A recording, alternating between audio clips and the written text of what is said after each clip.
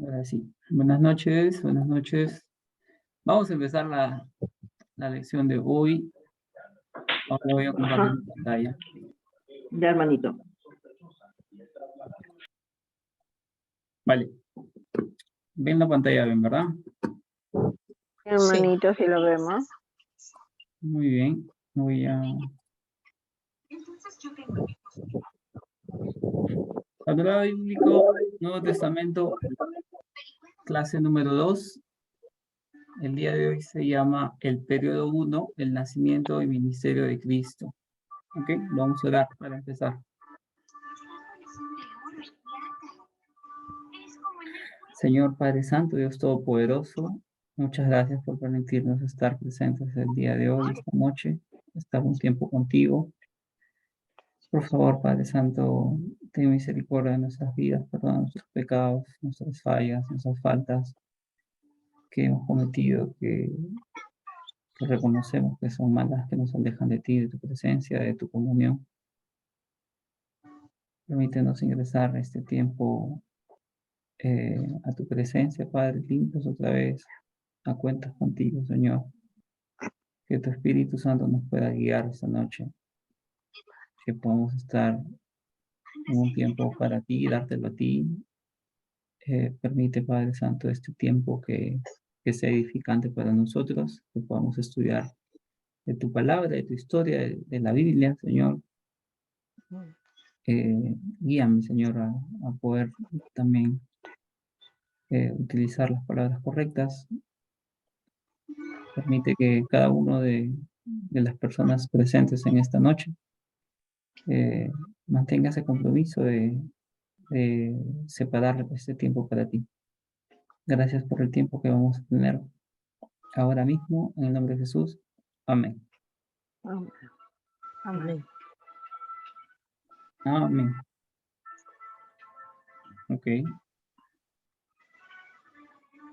Periodo 1, nacimiento y ministerio de Jesús. ¿Hay alguien con... Apaguen sus micros, por favor, para que no tengamos ruido en este momento.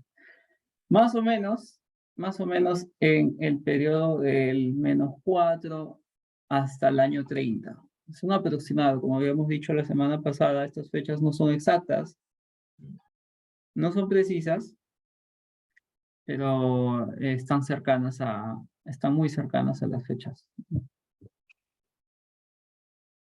Jesús fue el cumplimiento, con Jesús se hizo el cumplimiento de la promesa. Como les había comentado, toda la Biblia habla de Jesús y el tema principal es Jesús. La Biblia nos lleva a Jesús, la salvación es por medio de Jesús. Entonces este periodo es el periodo más importante de la historia, se podría decir, porque en este periodo el Mesías llega a la tierra. Y el Mesías no llega, o sea, no llega de manera, no llega de manera, Hermano, sí. perdón, disculpa, pero Estoy cortando los micros porque les comenté que cierren sus micros en este momento. Ok, lo que pasa es que para no distraernos. Vale, entonces, con Jesús se cumple la promesa de Dios. Jesús viene a la tierra y no viene como un ser de luz, ¿no? Del cielo, con trompetas, ¿no? Viene como un niño, ¿no? Como un niño nacido de una mujer, por medio de un embarazo, como cualquier persona, como nosotros. Y todo estaba dentro del plan de Dios, ¿no? Eso no significa que Dios no hubiera, o sea, si Dios hubiera querido, Él hubiera bajado con toda su gloria y con todo su reino, ¿no? Del cielo. Pero no fue su intención de Dios hacer eso, ¿no? Dios quiso traer a Jesús como un hombre, ¿no? Un hombre de carne y hueso, por medio de una mujer. Un hombre, y no un hombre rico, no un hombre como un rey, no un príncipe, sino un niño humilde, ¿no? Humilde, nacido en el pueblo de Belén. Y cada acción que cometía Jesús, cada cosa, tanto su nacimiento, ya había sido profetizado, ya casi todo ya había estado anunciado, ¿no? Mm, El problema era de que muchos eruditos de esa época, llámense los sacerdotes, llámense los fariseos, ellos no querían aceptarlo, no tenían claro, no comprendían por qué el Mesías esperado por tanto tiempo, el Mesías que ellos mismos proclamaban, llegaría de esa manera. Entonces, vamos a ver casi a detalle cómo fue este ministerio, ¿no?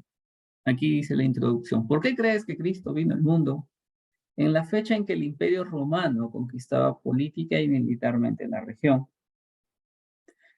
¿Por qué opinan? A ver, ¿qué creen? ¿Qué pasó? ¿Por qué Jesús vino en esta fecha? ¿Alguien tiene una idea? ¿Quiere compartir algo?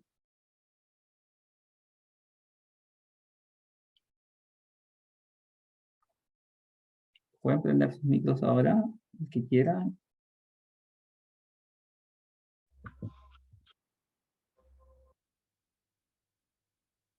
yo creo que eran tiempos turbulentos y yo creo que el mensaje de Dios es que hasta en tiempos turbulentos no hay nada que detenga lo que Dios tiene para nosotros o el propósito de Dios en ese momento de enviar a su Hijo.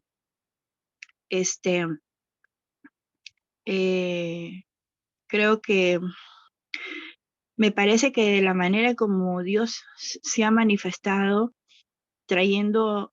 mandando a su Hijo a través del nacimiento de una mujer, desde ahí lo dice todo, ¿no? O sea, vino en momentos turbulentos y yo creo que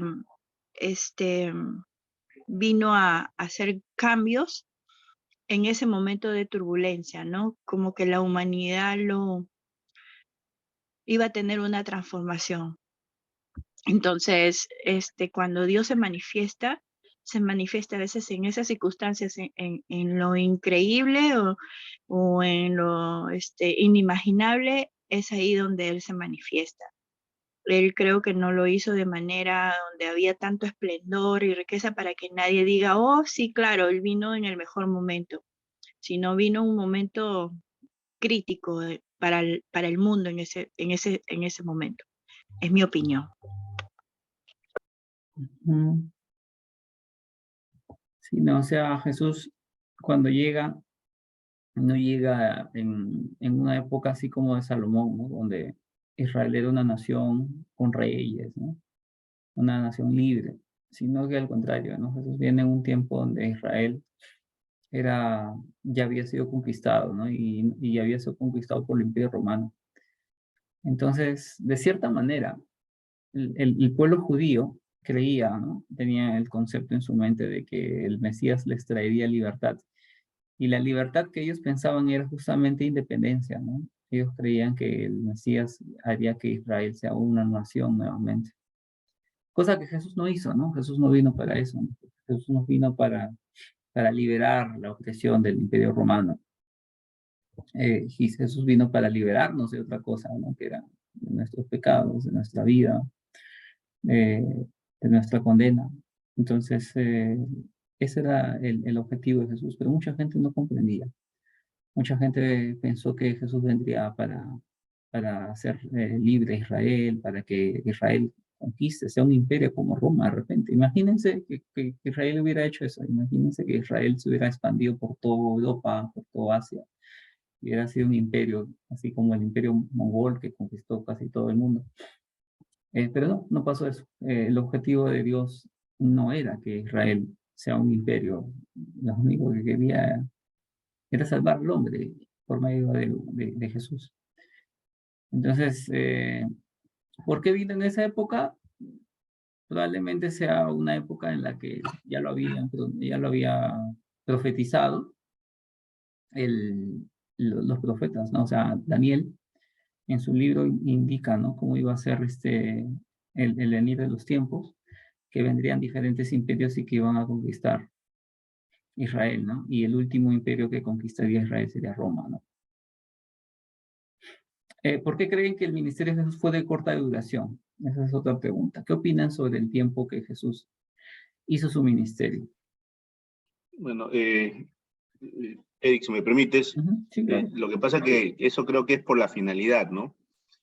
Hay situaciones que se presentan por un tiempo determinado o por una finalidad determinada.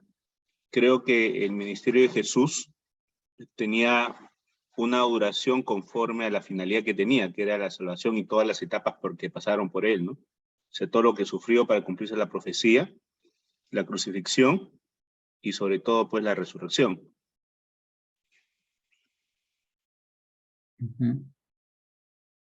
Sí, pero ¿por qué fue corto? Porque O sea, no requería tampoco de más tiempo para poder enseñar, ¿no? Por eso, porque su finalidad de demostrar de repente lo que vino a hacer se cumplió en el tiempo que tenía que dar. O sea, no era no era un reinado de presencia física de él, ¿no? Porque sobre todo con la muerte y resurrección fue un reinado que aún permanece hasta ahora, ¿no? Pero él vino para enseñar justamente en el tiempo a través de sus discípulos. ya, sí, ¿no? O sea, el tiempo que estuvo Jesús en la tierra fue suficiente, ¿no? Fue suficiente. Jesús no tenía por qué estar más tiempo. Lo gracioso, lo interesante, lo inexplicable sería por qué de los 30 años que vivió Jesús, solamente tuvo un ministerio de 1 a 3 años. Bueno, hay dos posturas, ¿no? La postura de los 3 años, que es la que la mayoría de las personas hablan, y la otra postura es la postura de las 70 semanas de Daniel, ¿no? Que Jesús estuvo, su ministerio fue de más o menos 70 semanas. Si multiplica 70 por 7, a ver, vamos a ver, son 490 días aproximadamente, un poquito más de un año, ¿no? Un poquito más de un año, 365 a 490, un poquito más de un año, que más o menos sería el tiempo en que Jesús hubiera estado aquí. Pero esa es la postura, es una postura. La otra postura que enseña esta iglesia son la de 3 años, ¿no? Ya lo vamos a ver, ¿no? El año de preparación, el año de ministerio y el año bueno, de pasión. La- Una pregunta sobre el sí, tema que estás tocando de por qué el ministerio de Jesús fue de corta duración. ujú, Quizás porque, bueno, por todo lo que han dicho los hermanitos, que era el tiempo necesario, ¿no? No meritaba más. Quizás también, aparte de eso, era para en ese tiempo demostrar lo intenso de su mensaje, del poder de Dios en él y, y morir por nosotros. Y como lo dice la Biblia, ¿no? Les dejo el Consolador, que es el Espíritu Santo. Y de ahí sus seguidores, los apóstoles, comienzan a hablar y a hacer maravillas. Quizás también podría ser por eso, para ver que realmente el Espíritu Santo existe y lo hemos visto manifestarse a través de los apóstoles, o em, no. no directamente, o sea, el tiempo, el tiempo que estuvo Jesús no fue largo, o sea, de sus 30 años, prácticamente un poco más de un año, hizo ministerio. Y eso es bíblico, ¿ok? Hay gente que dice, no, que desde niñito, no, no. Jesús empieza su ministerio con su bautismo, ¿ok? Antes de su bautismo él no tenía discípulos, antes de su bautismo él no hacía milagros. No es que era incapaz de hacer milagros, simplemente él no empezó su ministerio hasta esa fecha. ¿Ok? Entonces, tener en cuenta que el ministerio de Jesús empieza con el bautismo de Jesús. Y a partir de ahí ya empieza la cuenta del tiempo hasta su pasión, hasta cuando él muere en la cruz. Y luego, Eric, pues, sí, Eric, hay un episodio donde Jesús es niño y creo que conversa con algunos de ese entonces estudiosos de la Biblia, me Ujú. parece, pero es solo un pequeño pasaje, ¿no? Ujú. Después él, como tú dices, pues no apareció sino hasta los 30 años. Eso. Durante todo ese tiempo aparentemente yo supongo que se estaría preparando, ¿no? Porque ya el Jesús que vemos ya de 30 años Ujú. es un hombre bastante formado espiritualmente, ¿no? Pero ¿sabemos dónde estuvo? ¿Hay algunos datos adicionales de repente? No, porque la Biblia no te lo comenta, ¿no? A ver, era un hombre común y corriente, Jesús. O sea, lo que te dice la Biblia que era hijo de un carpintero, ¿no? Y probablemente Jesús también era carpintero, ¿no? Entonces, ¿por qué? Porque en esa época el hijo heredaba el oficio del padre. Entonces, lo más probable es que Jesús creció desde sus 12 años. Los 12 años es una etapa crucial, ¿por qué? Porque a los 12 años el, el niño se le considera niño de la ley, que quiere decir que es un niño con ya capacidad para estudiar la ley, ¿no? Estudiar la Torá, la Taná, ¿no? Las escrituras. Entonces, más o menos a sus 12 años, Jesús ya comienza a involucrarse en el tema espiritual, en el tema de la religión, ¿no? Estudiar las escrituras. Y Jesús era muy inteligente, obviamente, y él no solamente entendía las escrituras, él las hizo, ¿no? Por la palabra de Dios. Entonces, Dios es el autor de las escrituras. Entonces, ¿quién más como Dios para explicarnos las escrituras, ¿no? O sea, imagínate. Sí, Sí. disculpa, te hago una pregunta. ¿Cuándo es que Jesucristo, creo que cuando llega al templo, ya tenía 30 años, él es el que abre las escrituras, ¿no? Él es el que comienza a leer los papiros, no sé cómo se llama, Los rollos. los rollos, esos, que los había escrito quién, Isaías, ¿no? Ujú. Sí. Y él comienza, él fue el primero que empezó a abrir esos rollos y empezó a explicar lo que era la palabra. ¿Es así? No fue el primero, no. Esos rollos ya eran rollos de estudio, ¿no? O sea, las sinagogas, que eran los templos donde los judíos se reunían y estudiaban las escrituras, ahí tenían el acceso a las escrituras. Entonces Jesús lo que hizo fue ir, abrir uno y leer, nada más. Ah, ok. Pero no es que fue el Disculpa, ¿puedo primero. intervenir? Sí, sí, sí. En cuanto a lo que ella hace referencia, uno tiene que entender que el rollo de Isaías era el más importante para los judíos, para los hebreos, y ese fue uno de los que Jesús tomó como ejemplo. Por eso era que en el pasaje aparece que él lee el rollo de Isaías. Ujú. Sí, no es que sea el más importante, era uno de los rollos, pero Isaías es el libro que anuncia el Mesías, ¿no? Es un libro mesiánico. Entonces, Jesús tomó este rollo porque sabía que en ese rollo hablaban del Mesías, hablaban de él. Era un tema controversial porque los judíos esperaban con ansias a su Mesías. Y para ellos era una blasfemia, una herejía que alguien venga y les diga, oye, ¿saben qué? Yo soy el Mesías. Entonces, para ellos era inaceptable, ¿no? Ellos creían que el Mesías sería un señor, un hombre de gloria, un hombre grande, ¿no? Entonces, que venga un carpintero de la calle y que diga, ¿sabes qué? Esto se ha cumplido, que yo soy el Mesías, la gente se alarma. Y eso es lo que hizo Jesús, ¿no? Jesús directamente hizo eso. Pero obviamente Jesús no fue como un loquito que viene y te dice, ¿sabes qué? Soy el Mesías, ¿no? O sea, Jesús vino, alguien preparó el camino de Jesús, y ese era Juan el Bautista. Y eso también lo vamos a ver ahora, ¿no? Entonces, el tiempo que estuvo Jesús, eh, miren, muchas iglesias han tomado 3 años, pero ninguna parte de la Biblia te confirma el tiempo. En ninguna parte de la Biblia te dice, ¿sabes qué? Jesús tuvo 1 año y después otro año y después otro año y su ministerio fue 3 años. Ninguna parte de la Biblia te dice que fue 3 años. Entonces, si la Biblia no te dice que fue 3 años, yo no te puedo asegurar si fueron 3 años. ¿Okay? El tema es que ellos utilizan el tema de las fechas porque, bueno, alinean algunas fiestas y dicen, esta fiesta fue tal fecha, esta fiesta fue tal fecha, y de esta fiesta a esta fiesta pasó este tiempo, esta cantidad de tiempo. ¿Ok? Eso es lo que se usa, pero de repente no fue así, ¿no? Yo no puedo asegurar tampoco eso. Entonces, esta otra postura que dicen que fueron las 70 semanas de Daniel. Justo Daniel había profetizado que iban a ser 70 semanas y que se iban a hacer muchas cosas. Y sacamos cuenta, 70 semanas en 490 días encaja perfectamente todas las fiestas que se podrían celebrar en Israel hasta el día de la Pascua, ¿no? El día de la Pascua que Jesús fue sacrificado, ¿no? Se sacrificó por nosotros. ¿Sabes cuál fue el ministerio de Jesús, de Jesucristo desarrolló cuando estuvo aquí? ¿Cuál fue el ministerio? ¿Alguien tiene una idea? ¿Qué ministerio hizo aquí?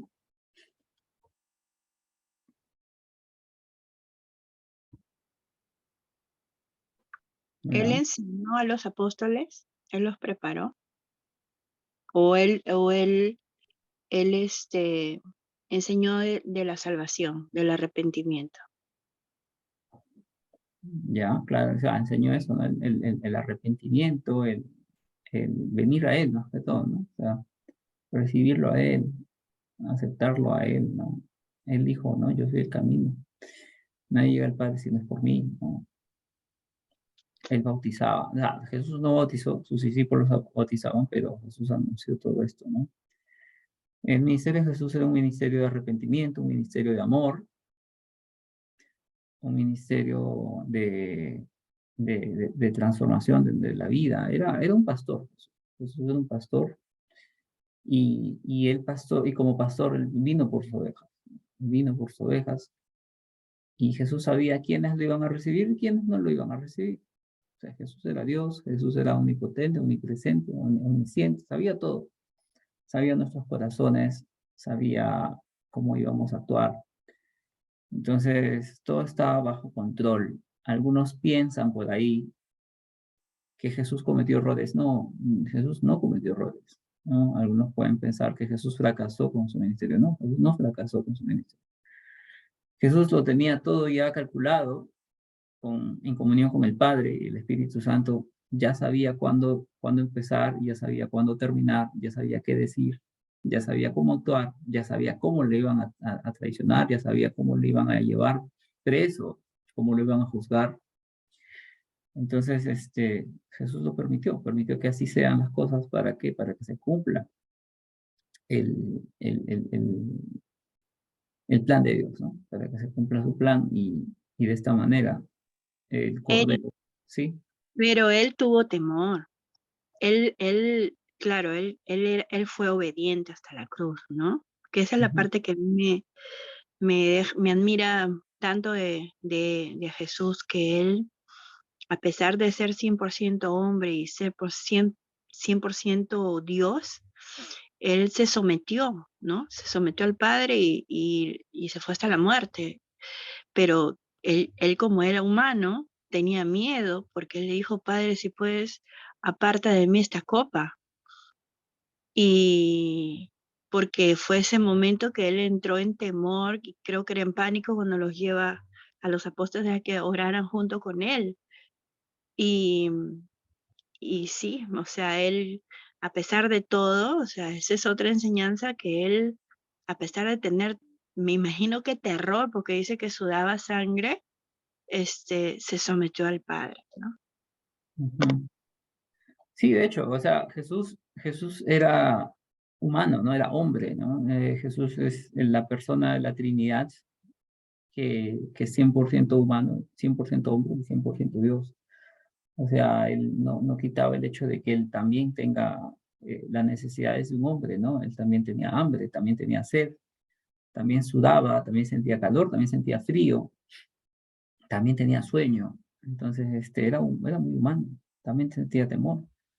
Entonces, Jesús no era un ser divino que no necesitaba comer, que no necesitaba dormir. Al contrario, ¿no? Jesús era totalmente humano. Jesús padeció dolor, padeció cansancio.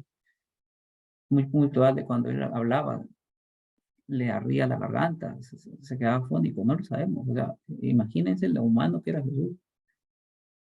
Y también lo extraordinario que él era para poder sanar enfermos, para poder alimentar a 4.000, 5.000 personas, para resucitar a los muertos. Entonces Jesús era un hombre, 100% hombre, pero también era 100% Dios.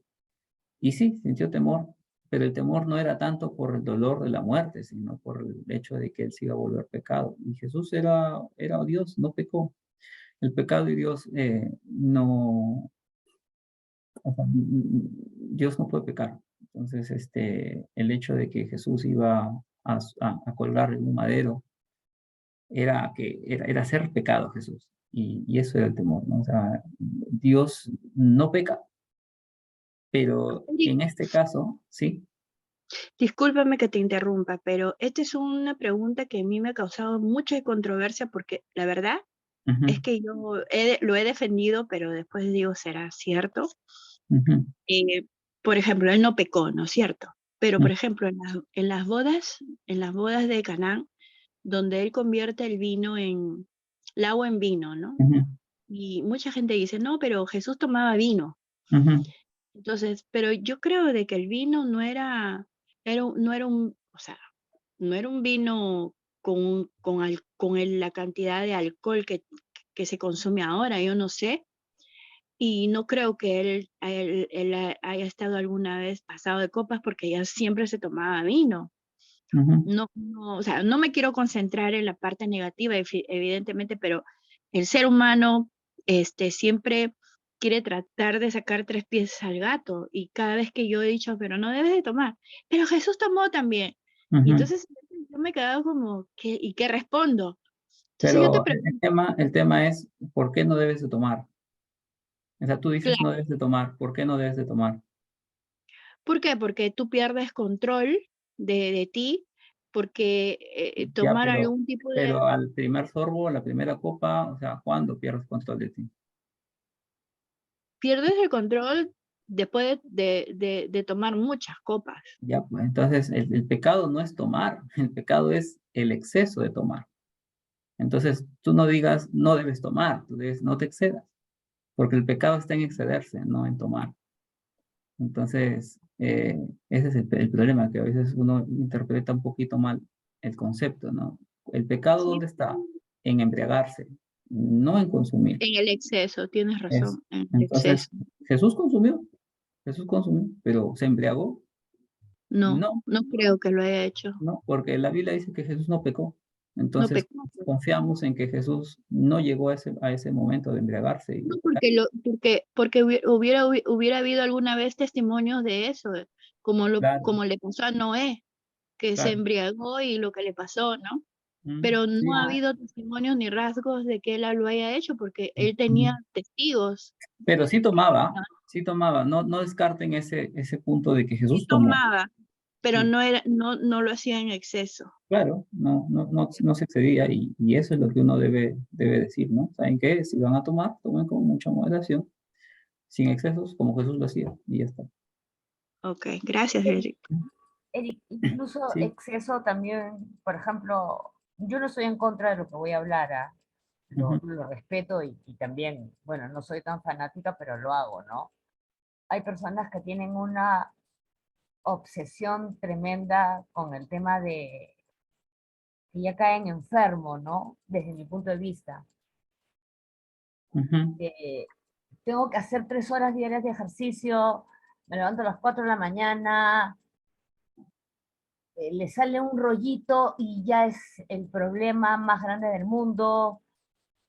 Claro, yo también me cuido, también hago algo de ejercicio, pero eso también, esos excesos, yo a veces lo comparo con el tema del alcohol, ¿no? Yo acabo de decir que yo me tomo mis traguitos, pero claro, no, nunca al extremo de, oye, ¿quién soy? O Ujú. de estar con tantos tragos encima y terminar en el famoso yo te estimo, ¿no? Mm. Eso también es malo o no, Eric. El tema eso de hoy me salió un Claro, rollo, todo tengo que hacer exceso, ¿no? 20 horas más de ejercicio. Todo exceso es malo, todo exceso es dañino. Y también, si bien es cierto, hay que ser saludables, tampoco quiere decir que vas a idolatrar el físico, ¿no? Eh, Claro, entonces, tu aspecto físico no debe ocupar el lugar de Dios. Entonces, hay que ponerlo como algo bueno, sí, pero no en exceso, ¿no? porque si no ya se Eric, vuelve un tema de... Eric, respecto a justamente a lo que mencionabas, el vino, yo hace tiempo escuché que el vino que se tomaba en ese entonces, porque no es el vino que conocemos ahora, era diferente, incluso más espeso, algunos le agregan algunas especies y todo ello, pero sobre todo me decían que no era el vino fermentado, ¿no? O sea, no con el grado de alcohol, porque de acuerdo a la fermentación es lo que se genera los grados de alcohol. ¿Eso es posible porque que el Sí, vino haya sido diferente al vino que conocemos mire, actualmente? es posible, sí, pero no te lo afirma la Biblia, ¿ya? O sea, eso ya son posturas. El mejor vino probablemente en esa época habría sido el vino recién, el jugo de uva recién exprimido. ¿Ok? Puede ser que sea el mejor vino. ¿Por qué? Porque de la uva a la copa, ¿no? O sea, recién exprimido a la copa, ¿no? Pero el vino de repente de menos calidad, de repente, yo estoy ya suponiendo, ¿no? No quiero agregarle a la palabra ni quitarle, pero probablemente el vino un poquito de menos calidad era ya el vino fermentado, ¿no? El que ya se pasó unos días, unas semanas. Pero lo que sí sabemos bíblicamente son de los odres, ¿no? Odres viejos, odres nuevos. Entonces la Biblia incluso no pongas vino nuevo en odres viejos. ¿Qué quiere decir? Que el vino sí se fermentaba, ¿no? Porque la fermentación del vino hace que el odre se hinche, ¿no? Se llene de gases y el odre se hinchaba. Entonces, si tú ponías un odre viejo y le ponías vino nuevo, al fermentarse este vino nuevo, iba a hincharlo de tal manera que se iba a romper. Entonces, nunca se utiliza un odre viejo en vino nuevo. ¿Por qué? Porque la hinchazón de la fermentación iba a terminar rompiendo el odre viejo. Pero un odre nuevo, que era una piel nueva, esa sí se podía estirar, porque el cuero tiene esa facilidad de estirarse. Entonces, Aparte porque le daba el sabor, también el odre le da el sabor al vino. entonces, Entonces claro. un odre viejo se añejaba seguramente, me imagino, No, no es ¿no? que se añejaba, sino es que iba a reventar. O sea, un odre es una bolsita de piel. Y esta bolsa, cuando ya estaba viejita, ya estaba muy estirada, y le pones vino nuevo y lo tapas, lo cierras, el vino nuevo se iba a fermentar, lo iba a expandir de tal manera que se iba a romper. Entonces nadie ponía vino nuevo en odre viejo para no romper el odre, para que no se rebalse. Entonces, pues, de esa viene la frase, ¿no? Odre no se pone vino nuevo en odre viejo. Normalmente se colocaba vino nuevo con un odre nuevo. ¿Por qué? Porque este odre nuevo, al estirarse con la vejez, iba a permitir que el vino nuevo también se fermente junto con ese odre. Entonces, en resumen, probablemente el vino de mejor calidad, el vino que pudo haber hecho Jesús, probablemente era jugo de uva. ¿Ya? Era más dulce, era más rico, ¿no? Y era como que recién exprimido, ¿no? A comparación del vino que era fermentado, que ya era pasadito. Pero no lo sabemos con confirmación. Es una suposición. Pero sí, se tomaba alcohol, se tomaba vino con alcohol en esa época. Entonces, eso es lo que vamos a dejar. Y Jesús cenaba con fariseos, con publicanos, y probablemente ellos le invitaban vino. Entonces, Jesús no se iba a negar. No, que yo no tomo. No. Jesús tomaba y los fariseos decían, oye, mira, ¿con quiénes cena y toma? Come y toma con estos fariseos, con los pecadores, decían los fariseos. Entonces, lo señalaban a Jesús como un pecador porque se reunía con pecadores. Pero y luego de Jesús decía, bueno, yo voy a los que me necesitan, ¿no? O sea, al que se siente enfermo, ¿no? Yo voy a sanar a los que se sienten enfermos, y si estos son enfermos, yo voy por ellos. Entonces sí, Jesús cenaba, tomaba con publicanos, ¿no? Con recaudadores de impuestos, con pecadores, porque él llevaba salvación a esas casas. Entonces, no hay que sorprendernos. Eric, como dices, si justamente tú mencionaste algo también, ¿no? Noé se embriagó, ¿no? O sea, había, como tú dices, vino de repente, pues, que no estaba fermentado, que era jugo de uva, y el fermentado que sí producía estos efectos de la embriaguez, ¿no? Justo estaba viendo y encontré lo que es Números 6:3, y si me permites leerlo, Sí, sí. dice... Se abstendrá de vino y de sidra, no beberá vinagre de vino, ni vinagre de sidra, ¿no? ni beberán ningún licor de uvas, ni tampoco comerán uvas frescas ni secas. O sea, aparentemente habría pues dos tipos de vino, ¿no? O sea, yo supongo que el vinagre de vino que dice acá será la fermentada, ¿no? La que tiene esas propiedades de alcohol, ¿no? Lo dejo nada más ahí porque no soy ni especialista en ello, No, no, pero sí sí, es un tema que es muy interesante, ¿no? sí, o sea, si haces un estudio, la palabra vino se repite muchas veces y en algunas ocasiones hace alusión a la embriaguez y en otras ocasiones se hace alusión a una bebida nada más. Entonces, puede ser que sea jugo en algunas ocasiones y en otras ocasiones una bebida embriagante. Pero como les digo, el tema, el pecado en sí es el embriagarse, no es el consumir. Entonces, incluso Proverbios te avisa, ¿no? No hay que ser amante del vino, del beber, ¿no? ¿no? Pero también te anuncia en otros pasajes, ¿no? Que beber tampoco es que sea malo, que a veces hasta lo consideran como algo medicinal. Pero bueno, ya son temas ya para profundizar y no es el tema de hoy. Ok, continuamos. Propósito. Dios cumple su palabra revelada a los profetas y prometida desde la caída del hombre en el Edén. El tiempo se ha cumplido y el Mesías ingresa al mundo como hombre para redimir lo que se había perdido. Mostrar la misericordia de Dios para con su pueblo mediante el perdón de pecados, sanidad física, milagros portentosos y enseñanza de la palabra. Entonces eso era el propósito de Jesús, ¿no? Primero cumplir su palabra, la palabra que ya habían anunciado los profetas, la profecía se cumplió con Jesús. El hombre que vendría a machacar la cabeza de la serpiente sería Jesús. O sea, desde Adán y Eva ya había sido pronosticado Jesús, ya había sido profetizado la venida de Jesús. Aquel que vendría de la simiente de la mujer y machacaría la cabeza de la serpiente. Aquel cordero que se inmolaría por nosotros, ¿no? El sacrificio de animales no era más que una representación del sacrificio de Jesús. ¿Ok? Dios no mandaba a sacrificar animales porque Dios era un Dios que le gustaba la muerte, que le gustaba matar, no.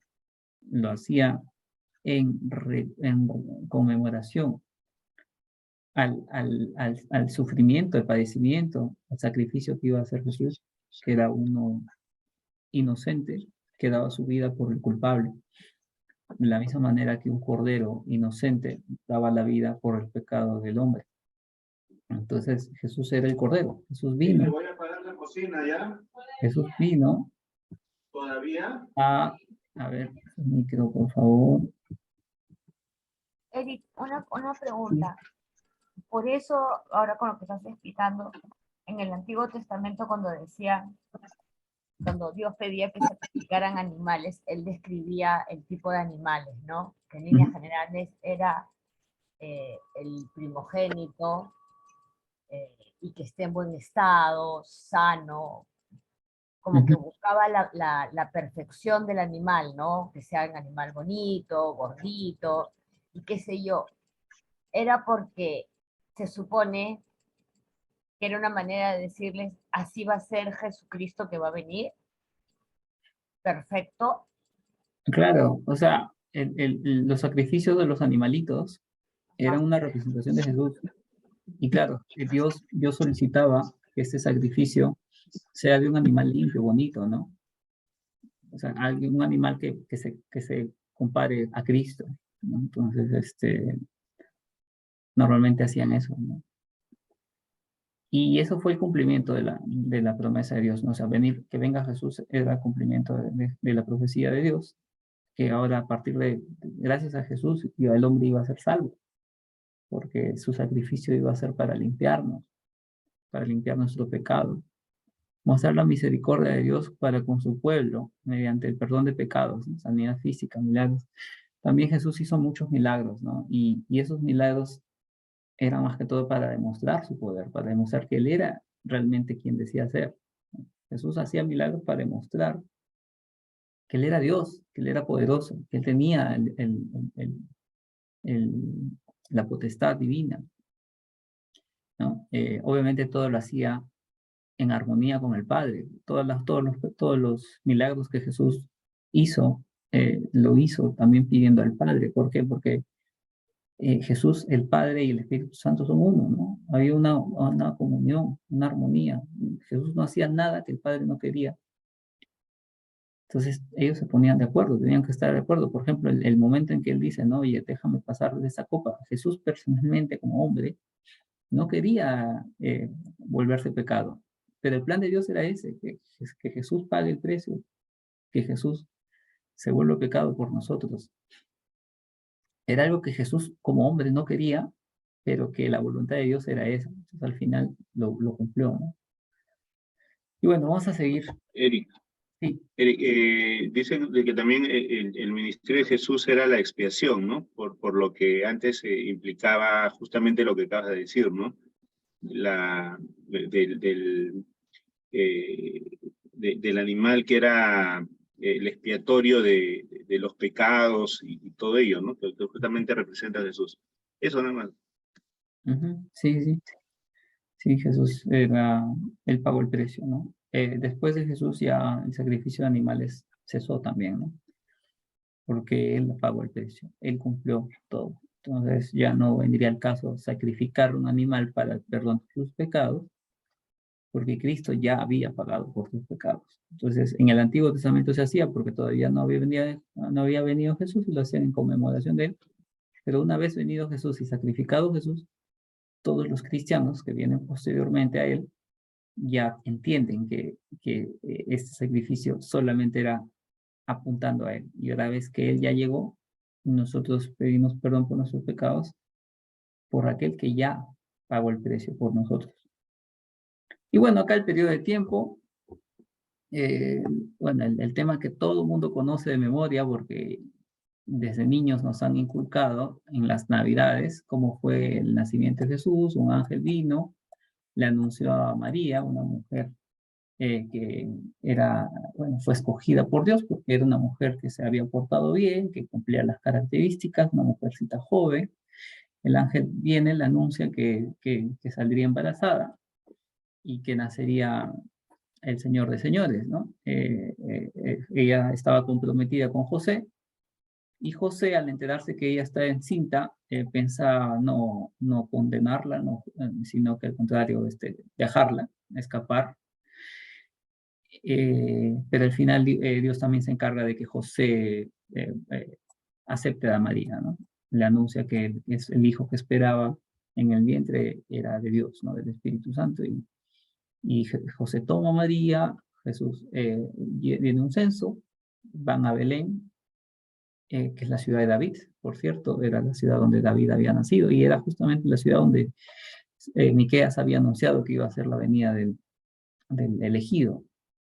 Entonces van a Belén, nace Jesús y empieza prácticamente la historia que todos sabemos, ¿no? Jesús es, vienen los sabios del oriente a buscar a Jesús, anuncian eso a Herodes el Grande. Herodes el Grande se entera de que había llegado alguien que le podía quitar el cargo de rey, entonces quiere matarlo, manda a matar a todos los niños menores a 2 años. Jesús escapa a Egipto, está unos años ahí hasta que Herodes el Grande muere. Una vez que Herodes el Grande muere, Jesús quiere regresar.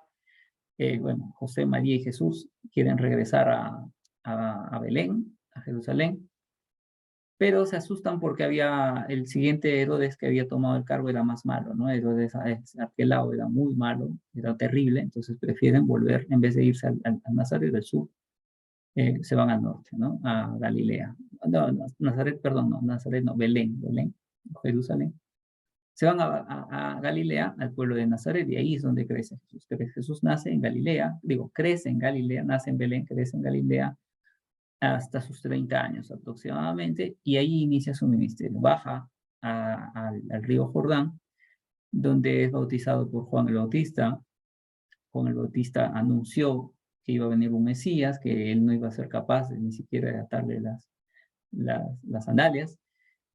Pero ahí viene Jesús y le pide, oye, bautízame, ¿no? Y Juan el Bautista lo bautiza, lo hace por obediencia para cumplir la palabra, no porque él necesitaba perdón de pecados. Juan el Bautista lo bautiza y inicia su ministerio. Estuvo 40 días en el desierto. En esos 40 días en el desierto fueron 40 días de ayuno directamente. y fue tentado por el diablo, por Satanás. Las veces que fue tentado, Jesús se defendió con la palabra. Escrito está, era la herramienta que él utilizaba para enfrentar al diablo.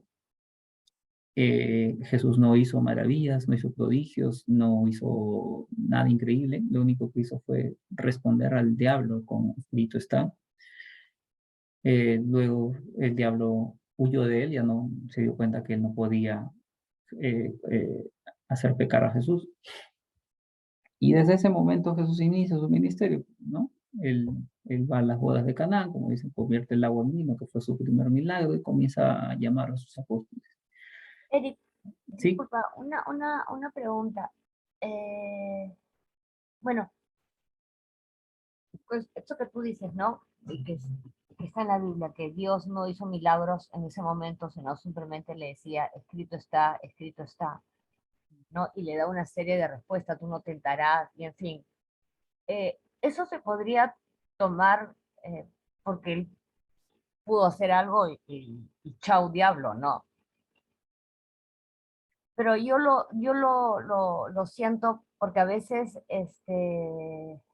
pasan por me pasa una situación X, la que sea, y nos da miedo, nos paraliza, o nos da rabia, nos da cólera, vienen a nuestra mente pensamientos que, ay, a este lo quiero estrangular, cómo quisiera ahorcarlo, y claro, no lo haces, pero te desahogas, ¿no?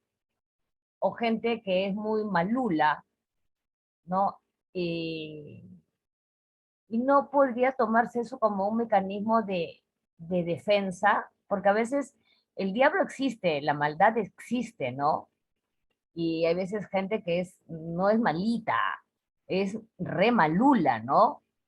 No, eso podría ser un mecanismo para nosotros defendernos y decirle, tú no tienes poder, la sangre de Cristo me protege, Dios me da la victoria, y como también dice la Biblia, no me acuerdo exactamente en qué parte, que dice, espántalos y confúndelos, ¿no? mm. O Eh, no, no, porque yo lo hermano, hago. no es necesario, no es necesario. O sea, bueno, Dios nos va a dar las herramientas, ¿no? Eh, pero lo que menos, lo que sí Proverbios nos enseña es que no hay que ganar tus enemigos. Es mejor perder una discusión, ¿ya?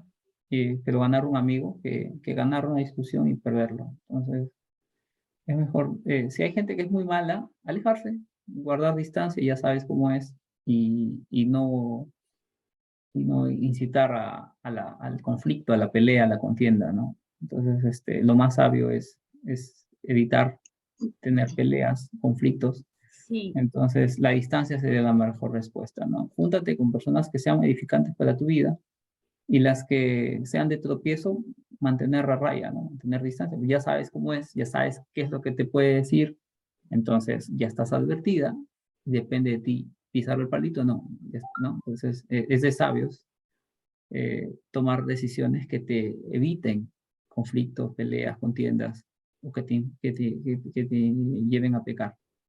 Ahora, claro, si es una no, persona que te éxito, estropea, si es una persona que te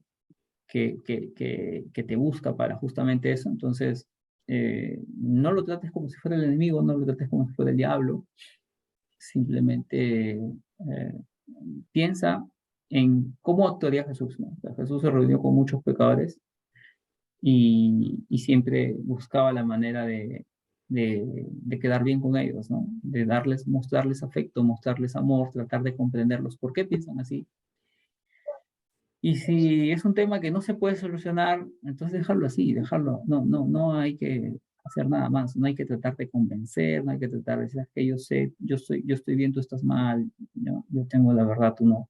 Entonces, no, no, eso sí, lo tengo clarísimo, no eso es de podemos, necio. no podemos más que eso, no podemos más que Sí. eso, ya está en las manos de Dios, orar por ellos. Decir, sabes que está en tus manos y si tú quieres cambiarlos, cámbialos, ¿no?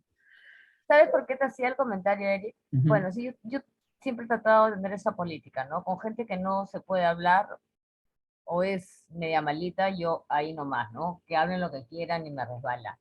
ujú, Pero este comentario era porque cuando yo empecé a leer la Biblia, obviamente estaba llena lo sigo estando, ¿no? Tengo 20.000 errores, 20.000 pecados, pero antes eran muchísimo mayores, ¿no? Como que tratas de cambiar, te sientes bien, y por momentos se te sale, se te chisporrotea algo, ¿no? Y las personas, las pocas personas que sabían en ese entonces que estaba leyendo la Biblia, ¡ay! Ahí está, pues tú que lees la Biblia, no te entra. Ujú, Y me bajaban la moral, y lo que lograban era que yo dejara de leer mi Biblia. Y un ujú, día, conversando con Marcos, que fue el pastor anterior con el que llevé los otros cursos, ujú, me hizo un comentario ese mismo día, porque así es Dios, escuché un programa cristiano, un pastor, y entre el mensaje de este pastor y el mensaje de Marco, la conclusión era, no te rindas, ese es el malo que te quiere apartar de Dios. ujú, Y aprendí la respuesta tanto de Marcos, que me aconsejó, y yo le dije, y el otro pastor de la tele, y cuando otra vez volvió a pasar lo mismo, le dije, sí, he cometido un error, tienes razón, se me salió el mal genio, se me salió el mal genio, tienes razón. Pero tú lees la Biblia, así es, leo la Biblia, pero estoy en mi proceso, y tú ni nadie me va a apartar. Y me fui, y al toque tenía que hacer otra cosa, estaba en la oficina. También me ha pasado con mis hermanos. Y me he retirado, me he ido al baño en la oficina y me iba a orar y a rezar. Y cuando me ujú, puse en mi casa, he subido a mi cuarto, me he metido al baño con mi Biblia para que nadie se dé cuenta y me he puesto a rezar y a pedirle, Diosito, no quiero que nada ni nadie me separe de ti. Si he fallado, te pido perdón, sigue trabajando en mí para agradarte, ¿no? Porque siempre hay esa gente que trata de, es como que tú dices, oye, pero antes cómo no pasaba y ahora todo el mundo te quiere hablar mal de Dios, todo el mundo. Es como si el malo se hubiera puesto de acuerdo, ay, ahí está la tonta de la Pati tratando de leer su Biblia, tratando de cambiar, de ser mejor, acercarse a Dios, vamos a hablarle mal de Dios, vamos, no sé, no entiendo. En fin. ujú. Sí, es difícil, hermano, sí. Son ataques. Eric, no sé si Sí. quiero quedarme con la última apreciación que dijo la hermana y un poco, eh, de repente de manera muy sucinta lo que me pasó a mí, ¿no? Yo he sido anteriormente católico y siempre veía, por ejemplo, a, a los hermanos que a veces se memorizaban palabras de la Biblia, ¿no? Y la Biblia, pues, de todas maneras, te dice que puedes vencer al enemigo con la palabra, ¿no? Tal como lo hizo Jesús. Y más centrándome no en lo de afuera, no en las personas, no en lo que pueda suceder, sino que creo que nuestra verdadera lucha está con nosotros mismos, ¿no? Lo que hace despertar de repente, ¿no? Porque si alguien nos hace algo, nosotros podemos bendecirlo, devolver Así es. bien por mal. Pero nuestra naturaleza humana, pecaminosa, hace que quiera brotar palabras, pues dejar a la ira suelta, Mm, devolver el mal por el mal. Y ujú, creo que ahí es donde la Biblia o las palabras cumplen su propósito, como ha dicho Patti, pues Sí, yo también he orado me he calmado repitiendo las palabras de la Biblia que un momento memoricé, ¿no? Porque es como algo que tú lo tienes para ti. Y creo que con eso quería quedarme y quería también transmitirle lo que yo he hecho, ¿no? En ese aspecto.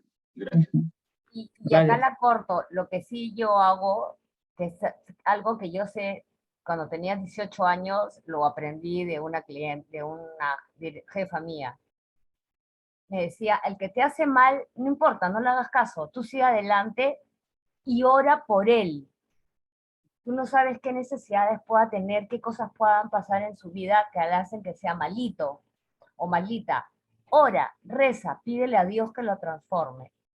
Y ahora, cuando me pasan estas cosas, yo simplemente le pido a Dios, Señor, te pido por esta persona que sus malas intenciones, estas cosas malas que quieren hacer acá o allá, a un ser querido, a un amigo, lo que fuera, Señor, confúndelos, espántalos a esas malas intenciones y que se vayan al abismo.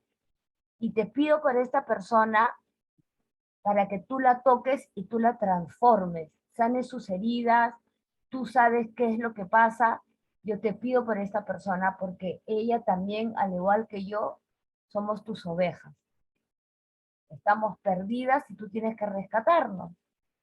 Y esa persona que de repente está un poquito más perdida o más terrible o malita, Señor, transfórmala, tócala. Tú tienes también que rescatarla. Y veo cómo esa persona, bueno, sigue con sus cositas, pero va cambiando. Incluso en una persona a quien quiero mucho, wow, qué inmensa transformación, que hasta le he tenido que decir a Dios, oye, Diosito, tanto te he orado por esta persona, qué bárbara, cómo la has transformado. Y a mí te falta, apúrate conmigo, ¿no? Y sí, es muy lindo. Ujú. Gracias, hermana, gracias. ¿Alguien había levantado la mano por ahí? ¿Querían aportar algo? Bueno, sí, o sea, cada persona, Dios actúa diferente, ¿no? Entonces, nada, mantenerse perseverantes en la fe, perseverantes en el estudio de la Biblia, de la palabra, de tener vida de iglesia. Allá afuera es un campo de batalla, que muchas veces te van a atacar, te van a juzgar, te van a mirar mal, y son ataques del enemigo, pero de esos ataques del enemigo, la mejor solución es no responderlos, ¿no? O sea, no pelearse con alguien diciendo, sí, yo estoy bien, tú estás mal, no, o sea, escucha y calla, es mejor, escucha y calla, porque esa persona no tiene idea de cómo eres tú realmente. Esa persona te puede estar dando ataques, pero tú por dentro sabes cómo es Dios, cómo te ve Dios. Entonces, no importa lo que el hombre piense de ti, no importa lo que Dios piense de ti. Entonces, si alguien te juzga, si alguien te ataca, bueno, tú déjalo en las manos de Dios y tú puedes decir, sabes que Dios, tú sabes cómo yo soy realmente y, y lo que esta persona dice, tú sabes si es cierto o no es, ¿no? Entonces, te van a decir, ay, mira, tú lees la Biblia, no la cumples, o eres un hipócrita, o etcétera. Te pueden decir de todo. Y muchas veces sí, ¿no? O sea, muchas veces todavía no somos perfectos, muchas veces todavía tenemos que seguir aprendiendo y todavía cometes pecado, ¿no? O sea, no quiere decir que porque eres cristiano, lees la Biblia y ya no pecas, ya no cometes errores. Eso no es verdad. Entonces, tú sigues estando en un proceso de aprendizaje, un proceso de formación, de crecimiento. Entonces, no eres perfecto. Entonces, te pueden atacar, te pueden decir lo que quieran, pero tú sabes cómo es, ¿no? O sea, solo Jesús fue perfecto. Yo no soy perfecto. Yo estoy en proceso, yo tengo que aprender todavía, yo tengo que aplicarlo, lo que estudio. Entonces, es un proceso que no se hace de la noche a la mañana, pero intento al menos, intento cambiar. Entonces, Dios nos va a dar madurez, nos va a hacer crecer, pero de a pocos, ¿no? De a pocos. Lo que sí hay que ser muy sabios, ¿no? Al enfrentarnos con personas que nos pueden hacer mal o que pueden hablar mal de nosotros. Entonces, es mejor callar, es mejor guardar distancia y que las personas opinen lo que quieran, ¿no? Y a nosotros que nos resbale. ¿Ok? Vamos a seguir. Más o menos después de Jesús haber escogido a sus apóstoles, empezó su ministerio, hizo milagros, llevó el evangelio, bueno, las buenas nuevas a mucha gente, ¿no? Aquí más o menos un dibujo con sus apóstoles. Dio mucha enseñanza, y Jesús mismo les decía a los apóstoles, les advertía, les adelantaba que él iba a ser reentregado, que él iba a morir, y ellos no lo creían, ¿no? Ellos querían quedarse con Jesús para siempre. Pero Jesús no vino para quedarse en la tierra para siempre con ellos, como hombre, ¿no? Él tenía que volver a su reino. Y él anunció, ¿no? O sea, es que me conviene que me vaya porque voy a enviar a alguien como yo, al Espíritu Santo, al gran consolador. Entonces, y con el Espíritu Santo nos mantenemos hasta el día de hoy. Hoy día, el que nos lleva a los pies de Cristo es el Espíritu Santo. El que obra en nuestras vidas es el Espíritu Santo. El que nos guía es el Espíritu Santo. El que nos convence de pecado es el Espíritu Santo. El que, el que nos confirma nuestros dones es el Espíritu Santo. Entonces, vivimos en la obra del Espíritu Santo. Y qué bueno haber tenido el Espíritu Santo. con nosotros, porque Jesús, si bien es cierto, Él es Dios, iba a ser muy difícil para Él mantenerse en una tierra donde había mucha persecución, donde había muchos enemigos, donde había muchos que querían su cabeza. Y ya, o sea, Él vino para eso, Él vino para pagar el precio del pecado por nosotros y permitir que el resto lo haga el Espíritu Santo. Al Espíritu Santo no se le puede perseguir, no se le puede matar. El Espíritu Santo obra en toda la faz de la tierra, con todas las personas, y lo único que tenemos que hacer es tener un tiempo con Él. El Espíritu hace el resto. El Espíritu Santo hace el resto. Llevar el Evangelio y el Espíritu hace el resto. Dejar que el Espíritu Santo obre. Pero el Espíritu Santo está acá con nosotros gracias a Jesús.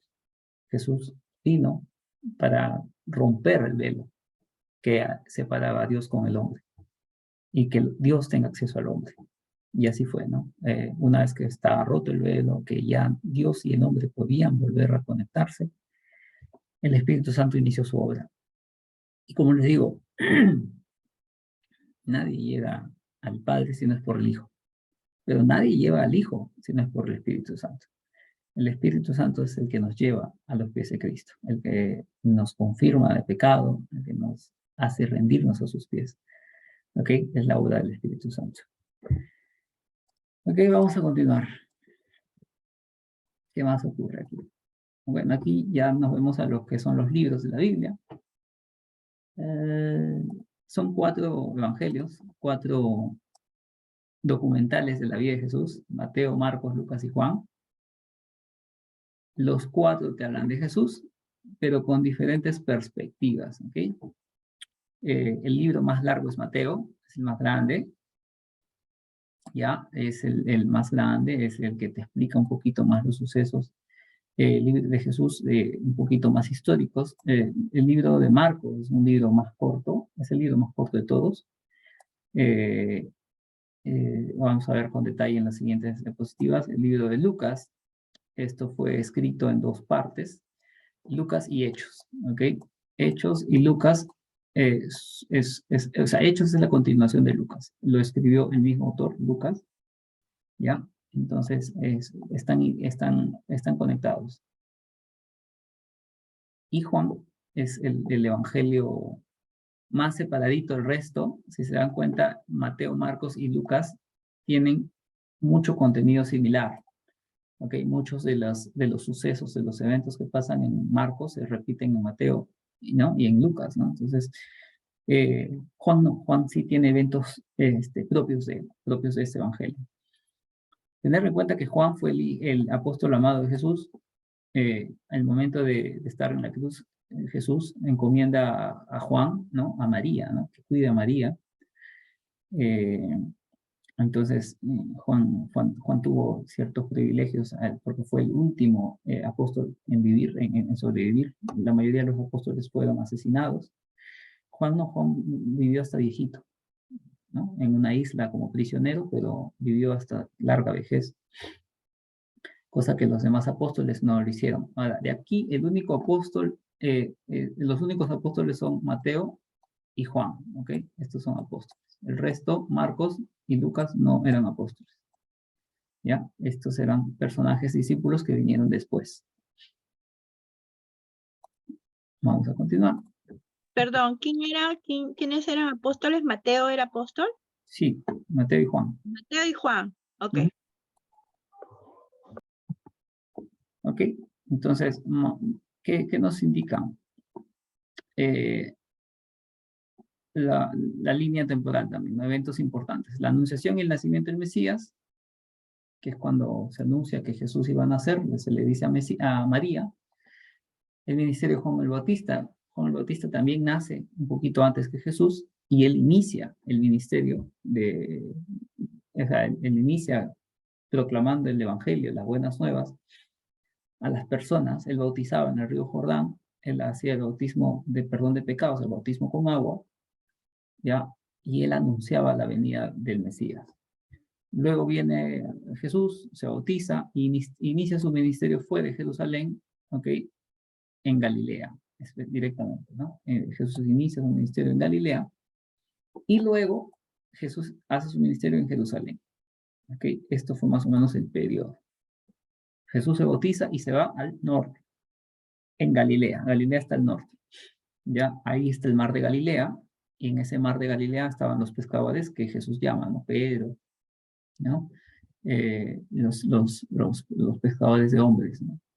Ahí en Capernaum, en Magdala, en esas zonas del norte, él pasea y él lleva el evangelio, el ministerio, y posteriormente se va a Jerusalén, donde está el templo de Jerusalén, y ahí ya se enfrenta directamente con los fariseos, se enfrenta con los gobernadores, ¿no? Con todos sus enemigos en Jerusalén.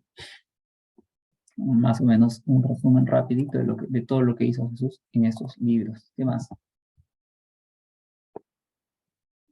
Aquí.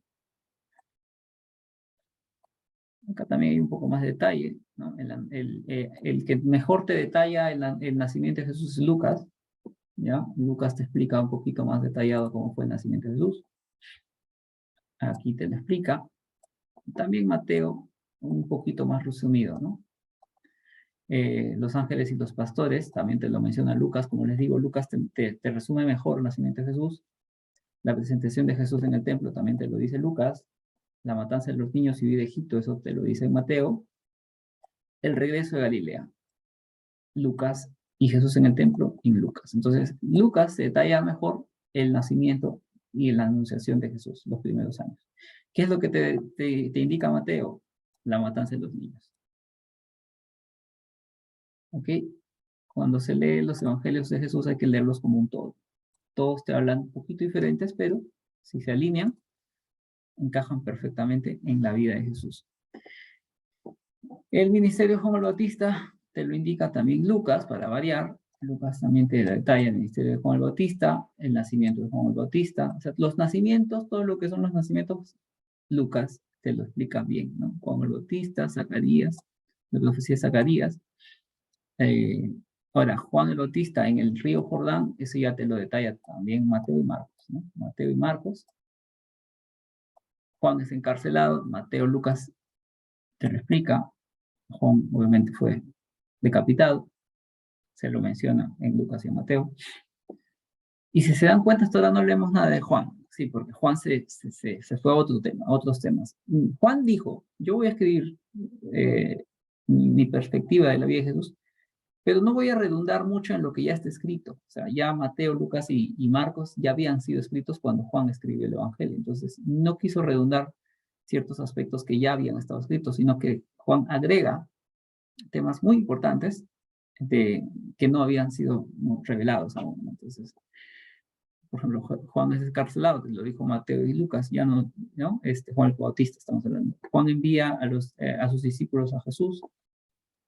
También, ¿qué es lo que pasa acá? Juan el Bautista, al ver que Jesús estaba creciendo, envía a unos discípulos para decirle, oye, ¿eres tú el que estaban esperando? Hay que esperar a alguien más. Y Jesús dijo, oye, mira quién está haciendo milagros, mira cómo estoy haciendo mi ministerio, como para corroborar que sí, Jesús era el Mesías.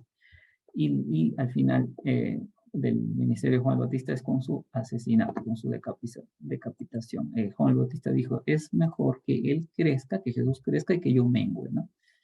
Entonces, Juan el Bautista era un hombre muy reconocido. Es más, algunos lo consideraban el Mesías a Juan el Bautista. ¿Por qué? Porque era hijo de un sacerdote, el sacerdote Zacarías, era un hombre muy, muy sabio, un hombre que tenía unas condiciones de vida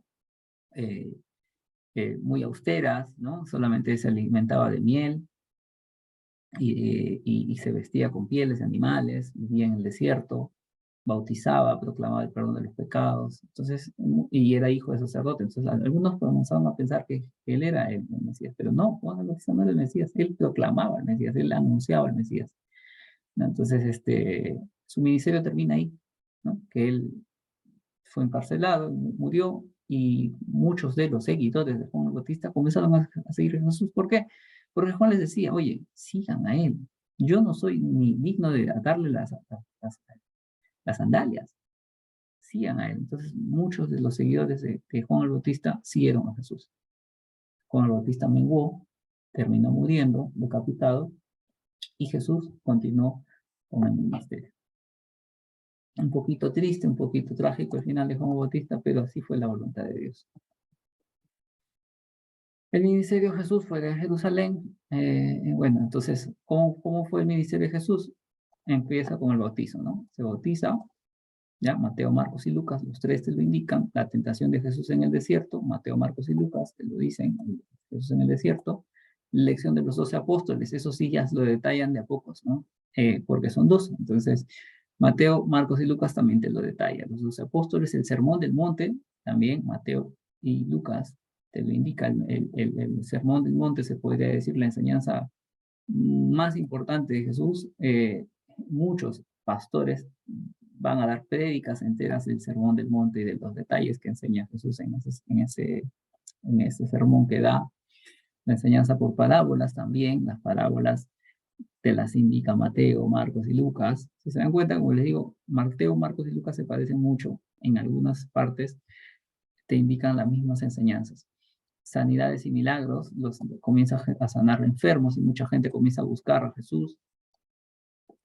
Por eso, la transfiguración es cuando Jesús se transfigura, se vuelve resplandeciente junto con Elías y Moisés. También se indica acá en Mateo, Marcos y Lucas. Y Jesús anuncia su muerte. Ya Jesús va avisando a los apóstoles, oye, ya se está cumpliendo el tiempo, muy pronto me apresarán y me van a matar. Los apóstoles en principio no le creyeron hasta que se dio, ¿no? Aquí también esta parte es muy importante. ¿Ya?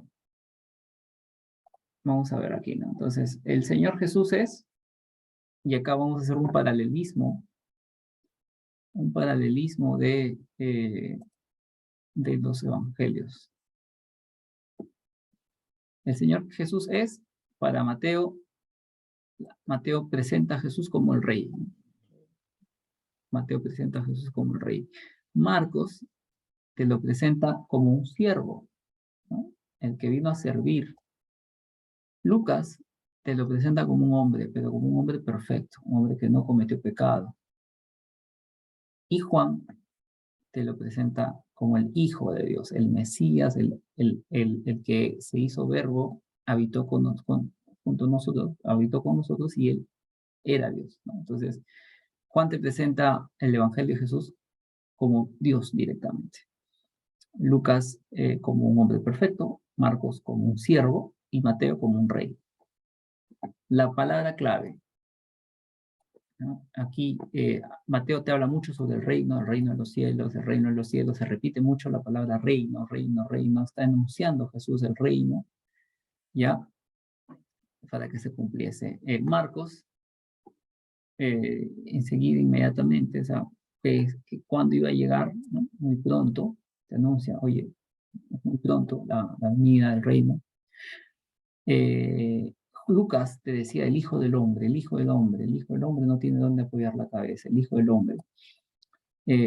Lucas lo ve, se enfoca mucho en la vida humana de Jesús, ¿no? La vida humana, su nacimiento, por ejemplo, ¿no? Y Juan, como Hijo de Dios, ¿no? La vida eterna, la vida, ¿no? La fe, creer. Entonces son palabras claves que se ven en los evangelios. Mateo, como te hablaba de un rey, ¿ya? Y los judíos eran los que esperaban el rey, era un libro apuntando a un público general, un público específico, perdón, un público judío, ¿no? Entonces, Mateo era el evangelio para los judíos. ¿Por qué? Porque los judíos buscaban a su rey. Y Mateo decía, este es el rey. Marcos era un libro para los romanos. Tú no le vas a decir, oye, ¿sabes qué? Llegó tu rey. Los romanos dicen, ¿quién? ¿No? El César, ¿no? Entonces, Marcos anunciaba a los romanos de qué manera ha venido el siervo, ¿no? El siervo, alguien que ha venido para servir, para dar con su servicio salvación. Jesús vino como un servidor para nosotros. Y los romanos decían, wow, oye, ¿verdad? Este hombre no fue cualquier hombre, fue un gran hombre, ¿no? Entonces lo mostró como un siervo. Lucas, como un hombre perfecto. Los griegos, ¿okay? Los griegos eran hombres muy filósofos, eran muy educados, tenían mucho acceso a la educación, a la literatura, tenían sus eruditos en filosofía. Entonces, para ellos, ellos buscaban la perfección, ellos buscaban ser mejores personas, mejores hombres. Y eso que buscaban, Lucas se lo presenta. Oye, ¿saben qué? Llegó este hombre. Llegó el hombre a que todos debemos apuntar. El hombre perfecto, Jesús. Y los griegos, de cierta manera, al leer esto, decían, oye, yo quiero ser como Jesús. Yo quiero ser un seguidor de Jesús. Entonces, tener en cuenta que los romanos, aquí me faltó decir una cosita, eran personas esclavizantes, ¿no? Y había mucha jerarquía. Entonces, de igual manera que habían romanos de mucho poder, también habían esclavos, también habían ciudadanos que vivían en Roma y que no se sentían a gusto en Roma, porque Roma cometía muchos errores. Entonces, Jesús te mostraba un hombre bueno, un hombre que tú querías ser, que te gustaría ser, un tipo de siervo, un tipo de hombre que, que te generaba muchas sorpresas, muy diferente al resto, muy diferente al común denominador de humanos, de hombres que habitaban en esa época. Entonces, ellos querían ser como Jesús, ellos querían un hombre como Jesús, un líder como Jesús. Entonces, cada libro tenía un enfoque diferente. Y Juan, Juan es el evangelio que Juan escribió para todos, ¿no? Para todo el mundo. Juan se enfocó en presentarnos a Jesús como Dios hecho hombre, hecho carne. Y eso es lo que quiere Juan llevar a todo el mundo, ¿no? Juan quiere aclarar que Jesús es más que un rey, Jesús es más que solamente un siervo, Jesús es más que un hombre perfecto, Jesús es el Hijo de Dios, Jesús es Dios. Entonces, Juan, lo que no llegaron a escribir los otros evangelios, lo escribe él, ¿no? No quiere decir que Juan sea superior al resto, simplemente Juan te manda otro enfoque, ¿no? El evangelio de Juan te manda otro enfoque que es para todo el mundo. Ya que resaltan, ¿no? Bueno, aquí Mateo te resalta mucho los discursos de Jesús, Marcos te habla sobre los milagros que hizo Jesús, Lucas te habla sobre las parábolas que hizo Jesús, y Juan se va de frente a la doctrina, ¿no? La doctrina es lo que debemos seguir en las enseñanzas tal cual son. El propósito, ¿sí? Un comentario. Hace mucho tiempo escuché yo trabajo en publicidad, escuché a un marquetero que es cristiano hace muchísimos años, y una vez hablando, él me hablaba de Cristo, de Jesús, y me dijo, el más grande marquetero del mundo, el mejor marquetero del mundo es Jesucristo a través de sus evangelios. Como era una persona mayor y yo era chiquilla, me quedé callada porque aparte que no tenía cómo refutarle, ¿no? Y estamos en un momento de trabajo. Y ahora lo entiendo. Realmente Jesucristo ha sido el marquetero más grande del mundo, porque como que es lo que aplicamos en marketing y en publicidad, ¿no? El mensaje idóneo que te capte a los distintos segmentos, ¿no? Y acá lo vemos, ¿no? Con tu explicación, o sea, cada uno de estos, Mateo, Marcos, Lucas, Juan, han escrito el mensaje propicio que es cierto, que es real, pero que es el mensaje que cada quien necesitaba, ¿no? Llámese judíos, griegos, romanos, y el que consolida todo, ¿no? Que es Juan, que es para todos. Y quería compartirlo porque me pareció impactante recordar algo de hace, tantísimos años atrás, y recién hoy entender lo que este señor quiso decirme. Bueno, directamente Jesús no se marketeaba, ¿no? O sea, lo marketearon, se podría decir. No, me refiero a marketear su mensaje, ¿no? Claro. Sí. Claro, sí, porque escribieron de Jesús. Jesús no escribió en un libro. Y muchos ateos apuntan a eso. No, Jesús no existe, Jesús porque él no escribió nada, no. Jesús no tuvo que escribir nada. Todo lo hicieron los apóstoles. O sea, Jesús no bautizó, Jesús no escribió, ¿no? Todo lo hicieron los apóstoles. El propósito, demostrar que Jesús de Nazaret es el cumplimiento de las profecías mesiánicas, era el rey esperado por los judíos. Marcos, probar a los lectores gentiles, ¿no? A los que no eran, a los romanos, al pueblo de otros, que Jesús de Nazaret es el Hijo de Dios, narración ordenada y coordinada de la vida de Jesús, Lucas era muy científico, él era un doctor, entonces él buscaba hacer un documental muy bueno, muy perfecto de Jesús, y gracias a Lucas también está Hechos, que es otro documental de la vida de los apóstoles posterior a la ascensión de Jesús. Y Juan es un evangelio exclusivamente para inspirar fe en Jesús. O sea, el propósito de Juan era, oye, ¿sabes qué? Jesús es Dios. Jesús es el Salvador, Jesús es el Mesías. Vive para Él. Entonces, así es como se resumen estos libros. Vamos a continuar. Uy, acabó. Acabó. ¿Qué hora es allá, hermanos? 9:49. Vale, me cuenten. Ok. Sí. Vamos a hacer rapidito un repaso al libro, ¿ok? Antes de terminar.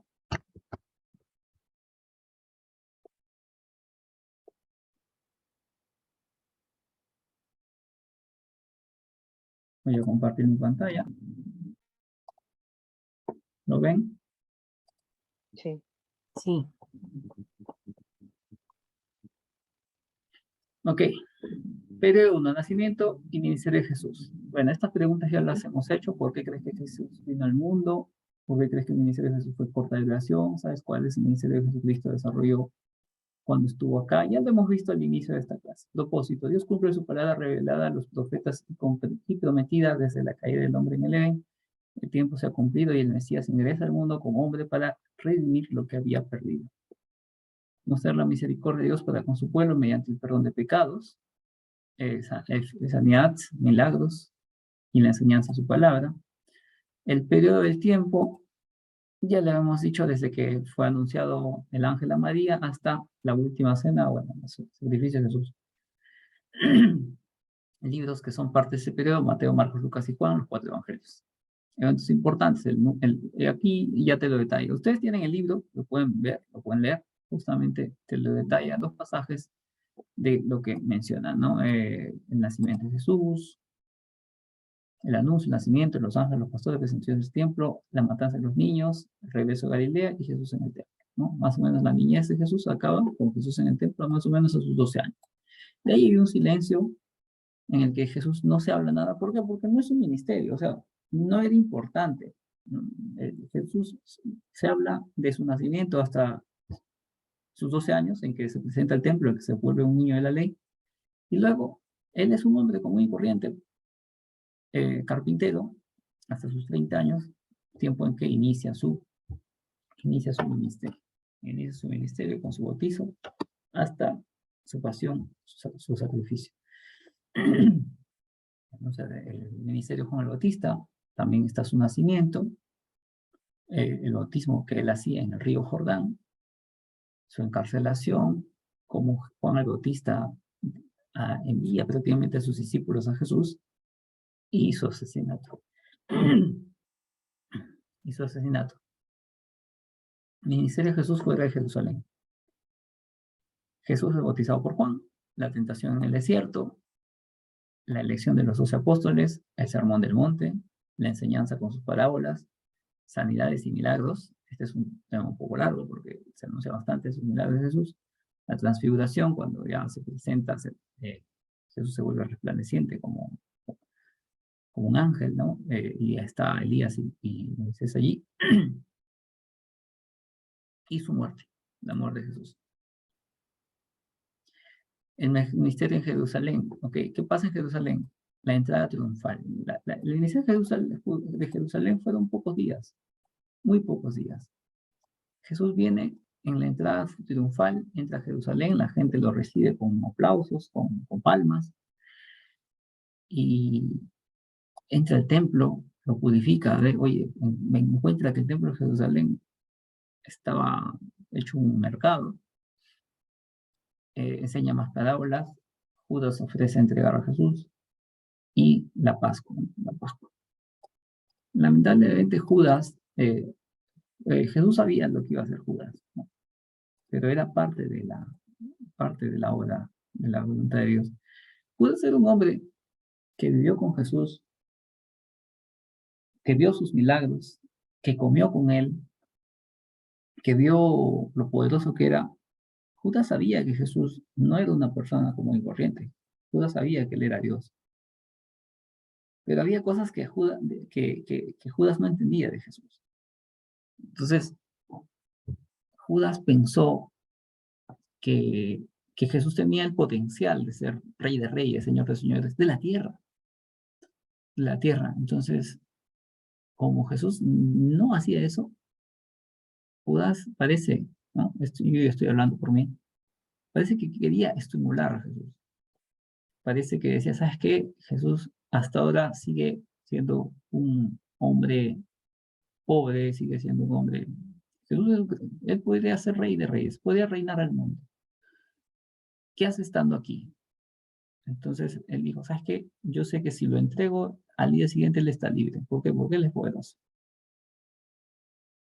Entonces voy a llevarle a los romanos de una vez para que Jesús revele su verdadero poder, para que los mande a volar a todos, para que los destruya y más gente los siga.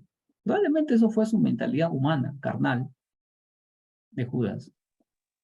Judas no quiso matar a Jesús, ¿Cómo sabes que no lo quiso matar? porque se O sea, mató, porque se devolvió la plata. Oye, ¿sabes qué? Me equivoqué. Tomen el dinero, devuélvame a Jesús. pero lo que pasa es que yo creo que ahí es cuando tú, es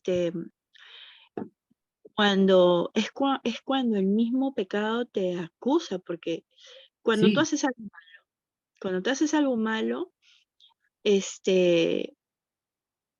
tú mismo terminas delatándote, porque no lo soportas.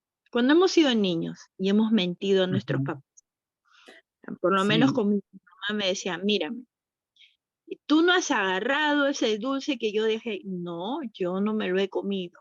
¿Estás segura? Y mi mamá sabía que me lo había comido y yo era mentirosa. Entonces me decía, ok, está bien. Me iba y como a la media hora regresaba llorando. Ay, yo me lo comí llorando, ¿no? ujú, Yo creo que humanamente a veces ni una mentira o ninguna cosa que tú hagas lo puedes resistir por tanto tiempo porque el mismo espíritu te acusa, ¿no? Te ujú. acusa.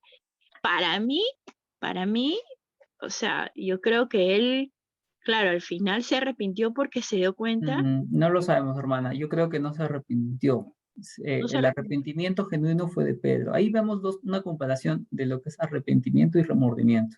o remordimiento, Ujú, perdóname, yo creo que él sintió remordimiento de haberlo acusado al amigo con el que estuvo, ¿no? Claro, o sea, en la humanidad pecadora de este hombre. Entonces, o sea, primera vez que yo escucho y, que, que una situación así como que él esperaba que Jesús mostrara todos sus poderes sobrenaturales eh, sobre ese momento, probablemente, como tú lo dices, como lo ves, ¿no? Pero para mí, la ambición y lo que podía sacar de Jesús, creo que, bueno, también el diablo lo usó, ¿no? Y eh, lo que él podía, la ventaja que él podía sacar, al final terminó traicionándolo al mismo, ¿no? Porque en el silencio y en la humildad de Jesucristo le mostró mucho quizás a él. Y eso creo que fue el remordimiento que él entró, que a él le dio, para claro. mí, O sea, discúlpame. el tema fue que dentro de todos los apóstoles que estaban con él, sí, hermano, si alguien necesita retirarse, lo puede hacer, no hay ningún problema. Nosotros continuamos unos minutos más y acabamos. Eh, Judas, Judas no comprendió el mensaje de Jesús. No comprendió que Jesús no vino para reinar como hombre. Sí, eso Jesús sí, vino para limpiarnos de pecados, para protegernos, para salvarnos. Y Judas no quería eso, probablemente Judas quería que Jesús realmente sea el Mesías que tanto esperaban los fariseos, ¿no? Un rey que iba a gobernar Israel. Eric, Entonces, y Judas, como vio que Jesús era un hombre muy poderoso, que hacía milagros, que multiplicaba los panes y resucitaba muertos, Judas fue testigo de todas esas cosas. Probablemente lo que quería él era simplemente estimularlo. O sea, que yo, sabes que lo entrego y vas a ver que ahorita mañana ya está libre. Probablemente él pensó eso. Quería demostrar a otras personas que él era poderoso, pero ¿con qué intención? No con intención de redimirlos, no con intención de que se arrepientan, sino con intención de decir, ¿sabes qué? Este hombre es sobrenatural, ¿no? Este hombre nos va a llevar a nosotros a ser gobernantes, ser gente de poder. Era un hombre ambicioso, ¿no? Él era tesorero incluso y robaba, ¿no? Robaba del dinero que recolectaban. Entonces, Eric, sí. un punto que siempre sobre Judas me he preguntado, ¿no? En el Evangelio señala que esto ya estaba escrito, que alguien iba a entregar a Jesús. Es más, Jesús ya lo Sí, sabía, ¿no? Y sí. seguramente Jesús ya sabía que era Judas. Ujú. Entonces, ¿no sería que Judas simplemente fue, podía haber sido cualquier otro apóstol, pudo haber sido cualquier otro más, y no necesariamente Judas? Pudo ser cualquier otro apóstol, claro, pero Jesús ya sabía quién iba a ser. O sea, Jesús ya sabía que Judas iba a traicionar. O sea, voy al punto que como ya esto estaba escrito, es Ujú, como que ya estaba designado Judas para hacerlo, no necesariamente porque él haya querido tal vez voluntariamente o lo haya calculado siempre. O sea, es algo que solamente se tenía que cumplir, ujú. no podría ser así. Y Sí, también pues, estoy de acuerdo en que él lo que siente al final es remordimiento, ¿no? Y por eso es que sí mismo se suicida, ¿no? Se ahorca, me parece. ujú. No, muy diferente al arrepentimiento, que es otra cosa, ¿no? Sí, sí, ahí justamente hay dos apóstoles que traicionan a Jesús, ¿no? Judas y Pedro. Judas lo entrega y Pedro lo niega, ¿ok? Entonces, la diferencia es que uno se arrepiente y el otro se mata, ¿no? Entonces, hay alguien que está con el líquido. Entonces, es eso, ¿no? Es lo que pasa. Estoy hablando algo feo, sí. Ujú. Entonces ahí vemos quién realmente era un hombre de Dios y quién era un hombre de pecado, ¿no? Eh, Judas fue un hombre de pecado, lamentablemente. Hay personas que creen que Judas se pudo haber arrepentido. Yo personalmente no lo sé, pero me parece muy difícil que un apóstol se haya arrepentido y se haya matado, porque Dios tenía un gran plan por cada apóstol que iban a llevar el mensaje, y todos ellos fueron asesinados, excepto Juan. Algunos los crucificaron, otros los decapitaron, otros los atravesaron con lanza. Entonces, Judas pudo haber decidido esa muerte. ¿Sabes qué? Ok, la regué, cometí un error, perdóname Dios. Y hubiera estado en el día de Pentecostés recibiendo el Espíritu Santo como lengua de fuego. Pero no hizo eso. O sea, Judas, en vez de arrepentirse y decir, ¿sabes qué? Yo me arrepiento, Jesús, cometí un grave error, ¿no? Dios lo hubiera perdonado y hubiera ganado almas para Cristo. Pero no hizo eso. Él terminó con su vida y, y no se supo más de él, ¿no? Entonces, ese Y fue se el fue al tema. infierno también. Muy probable, ¿no? Muy probable que sí. No lo sé, o sea, yo no te puedo asegurar, ¿no? Pero probablemente sí, porque no demostró frutos. Y Jesús dijo, ¿no? Por sus frutos los reconocerán. Pero en todo caso, claro, hay muchas teorías sobre este apóstol, ¿no? Sobre Judas. Incluso, bueno, lo leí porque más o menos me gusta la lectura. Hace mucho tiempo leí que salió en estos canales de Discovery, no sé cuál de ellos, el libro de los evangelios de Judas, ¿no? Algo así. Yo sé que son los apócrifos, pero igual, no, te repito, me gusta leer. Yo creo que es cierto, ¿no? O sea, alguien tenía que entregar a Jesús para que se cumpla lo que ya estaba escrito, que te venía, que él era el cordero sin mancha, sin pecado, hombre perfecto, que va a morir y murió por cada uno de nosotros, ¿no? Él carga con nuestros pecados. Ujú. Alguien lo tenía que entregar y fue Judas. Y yo pienso que si hubo arrepentimiento, remordimiento, claro, es válido el que pudo arrepentirse y que obviamente Dios, que es amor, lo iba a perdonar. Pero yo creo que de repente el vacilón estaba en que él se matara, porque ahí está el mensaje, oye, mientras que vivamos en pecado, y somos pecadores todos los días, pecamos, ¿no? Alguien que pasa, te golpea, tú estabas apurado, y le dices, oye, ¿qué te pasa? Y ya lo estás agrediendo, ¿no? No sé, desde cositas grandes hasta cositas pequeñas, miramos mal a alguien, y no hay un arrepentimiento. Y sobre todo de, oye, tanto cúmulo de cosas que hemos hecho malas, o incluso no hemos hecho, ¿no? No nos ha dado la gana a veces de darle la mano a alguien.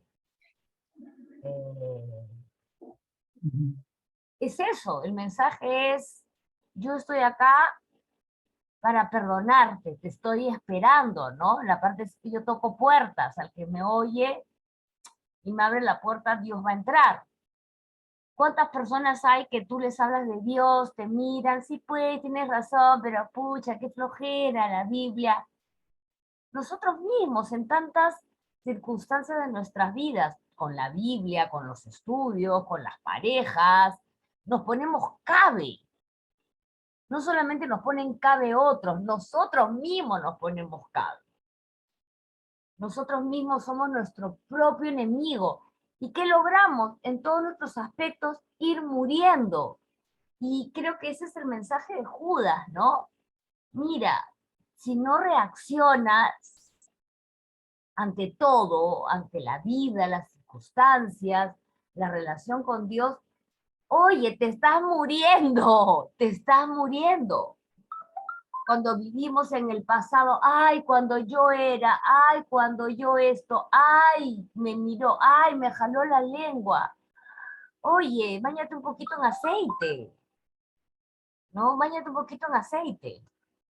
Yo creo que ese es el mensaje de Judas. Yo creo que él tenía que matarse porque es lo que a veces hacemos. Estamos vivos, yo conozco mucha gente que está viva, podrán estar regios, regias, metrosexuales, 90, 60, 90, o muy gorditos y la pasan bien comiendo y todo les hace mal, se van de un extremo a otro, pero están muriéndose.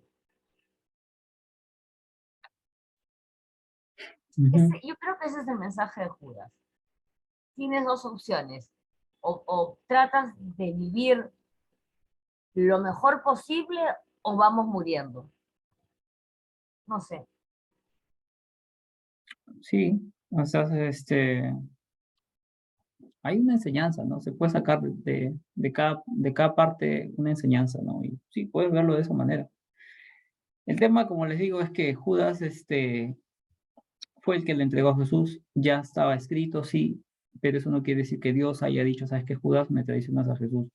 No, es más, dice que el diablo entró en Judas y él hizo que él vaya a entregarlo a Jesús, ¿no? Entonces, no es que Dios lo llevó a Judas a traicionarlo, es que Dios sabía que Judas lo iba a traicionar, ¿ok? Son cosas distintas, ¿no? Ya estaba escrito, ya estaba profetizado, sí, pero Dios no es que Él lo mandó, ¿no? O sea, no es que Dios llevó a Judas a traicionar a Jesús, no, Él estaba ahí.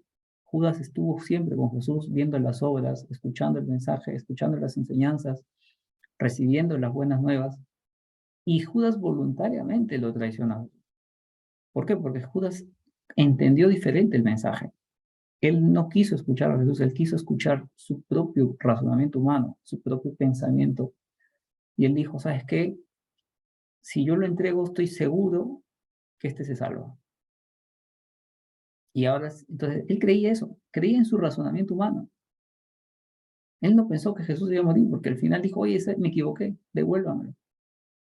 Entonces, él se dio cuenta de lo grave de su error demasiado tarde.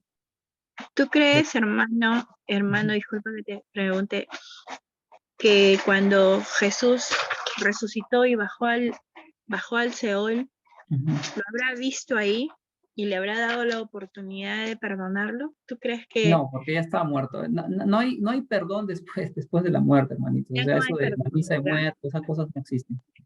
Si O fuiste, sea, él murió y se fue al infierno. Porque también hay una situación que yo veo en la cruz, ¿no? Estaban los dos ladrones en la cruz. Y yo creo que tanto tiempo, porque duró 7 horas Jesucristo para morir, creo que demoró 7 horas, me parece, para morir. Y en esa agonía, uno de ellos le dijo, si tú, ¿cómo le dijo? En verdad yo quiero que, si tú eres el hijo, creo, del hombre, del rey, yo quiero estar contigo hoy en el paraíso. O sea, Jesús nada más pronunció ciertas palabras, pero yo creo que el espíritu de Dios lo conmovió de tal manera que le dio la certeza de que Él era Dios y tuvo tiempo de arrepentirse en la cruz. Y Dios le dijo, verdaderamente hoy estarás conmigo. Se salvó por grito, porque el mismo espíritu, yo creo que el espíritu lo convenció. En cambio el otro le decía, si tú eres Dios, sálvate, ¿no? Entonces siempre el Señor te da esa opción de que hasta el último minuto de que tú te puedas arrepentir. Y Él te da en vida, Él te da en vida la opción de arrepentirte, como sucedió ahí. O sea, creo que todos tenemos esa misma opción y esa misma oportunidad. Gracias a Dios que somos salvos. Pero pero qué triste lo de este hombre que estuvo tanto tiempo con él. Y así somos, la verdad, que los seres humanos somos a veces tercos, cabeza dura, ¿no? Caminamos tanto, conocemos tanto y sin embargo nos aferramos más a la carne y no le damos lugar realmente a Dios. Y Dios es tan lleno de misericordia que Él siempre está dispuesto a perdonar. Ni siquiera nos señala, sino nos da la opción de arrepentirnos por nosotros mismos, que fue lo que pasó en la cruz. Es todo. Ok, sí. Judas tuvo la oportunidad de ser perdonado siempre y cuando se arrepentía, ¿no? De repente Dios estaba dispuesto a perdonarle. Dios perdona cualquier pecado. Pero no, Él tomó su vida con sus propias manos. Reflexión, vamos a continuar. Jesús envió a su Hijo a morir en reemplazo del hombre y hacer así extensiva la salvación para todo aquel que cree, de tal forma que no se pierda, sino que tenga vida eterna. Juan 3:16. La vida de Jesús mientras estuvo acá en la tierra estuvo marcada por muchos contrastes, productos de su ministerio itinerante, mientras Él se dedicó a hacer realidad la venida del reino de su Padre mediante sanidades, milagros y comunicación sólida de la palabra y de la verdad de Dios. Una gran mayoría de las personas estaban con Él solo por las bendiciones que recibían, pero su corazón estaba lejos de comprender lo que Jesús estaba haciendo por ellos. ¿Cómo te ves tú frente a esta verdad? ¿Ok? Si alguien escribe, hermanos, el chat es privado, ¿ok? No, solamente yo lo voy a leer, no lo pueden ver los demás hermanitos. Ya, Francesco, gracias por tu presencia. Alguien dijo una vez tras el pesebre de este año, en el año 4, mientras los pastores se regocijan, se erigía la sombra de la cruz. El Hijo de Dios vino a morir por los pecados de todos, vino a redimir lo que se había perdido. ¿Ok? Entonces, sí, pues, ¿no? O sea, Jesús vino. Desde el principio ya sabía qué es lo que iba a depararle para él. Actividades complementarias. ¿Cuál es la importancia del periodo de estadio? Eso ya lo vimos también, ¿no? Ah, no, esto no lo hemos visto. ¿Cuál es la importancia de este periodo en la historia de la humanidad? ¿Qué opinan de aquí? Es trascendental, Eric, y justamente creo que trascendental es la palabra apropiada porque trasciende todo, ¿no? El nacimiento de Jesús marca una nueva etapa. Creo que todo lo que Jesús pudo haber vivido en ese corto tiempo que tú justamente has mencionado, transforma la humanidad, ¿no? Es algo que nunca se ha visto. Algo hablaba una de las hermanas respecto a lo que implicaba Jesús, ¿no? Y que hablaba que era el mejor marquetero, ¿no? Y yo cuando llevaba en algún momento, he dictado algún curso de liderazgo, y creo que Jesús condensa todos esos atributos de un líder, ¿no? Y va más allá, ¿no? Porque nosotros podemos tener todo tipo de líderes, líderes buenos, líderes malos, todo lo que hace. Pero Jesús, sin necesidad de tener arma ni poder económico, movió al mundo entero. Su legado, su forma de ser por ese periodo tan breve, trasciende actualmente todo lo que tiene, ¿no? Entonces creo que ese periodo es tan importante para la humanidad, y no solo porque somos cristianos, sino porque aún quienes no son cristianos lo reconocen, y porque es un hito en la historia. Sí, de hecho que... ¿Sabes qué? Lo que tú dices es tan cierto que hace tiempo también, bueno, hace poco leía de que la Biblia es cíclica, ¿no? De cada cierto tiempo muchas de las cosas que han pasado, que se narran, como que se vuelven a repetir. Y en estos tiempos lo estamos viviendo, no solamente en el país, en el mundo entero, ¿no? Persiguen a pastores, a sacerdotes, a quien lleve o pretenda llevar la palabra de Dios, los persiguen, los matan, porque saben cuál es el poder de Dios.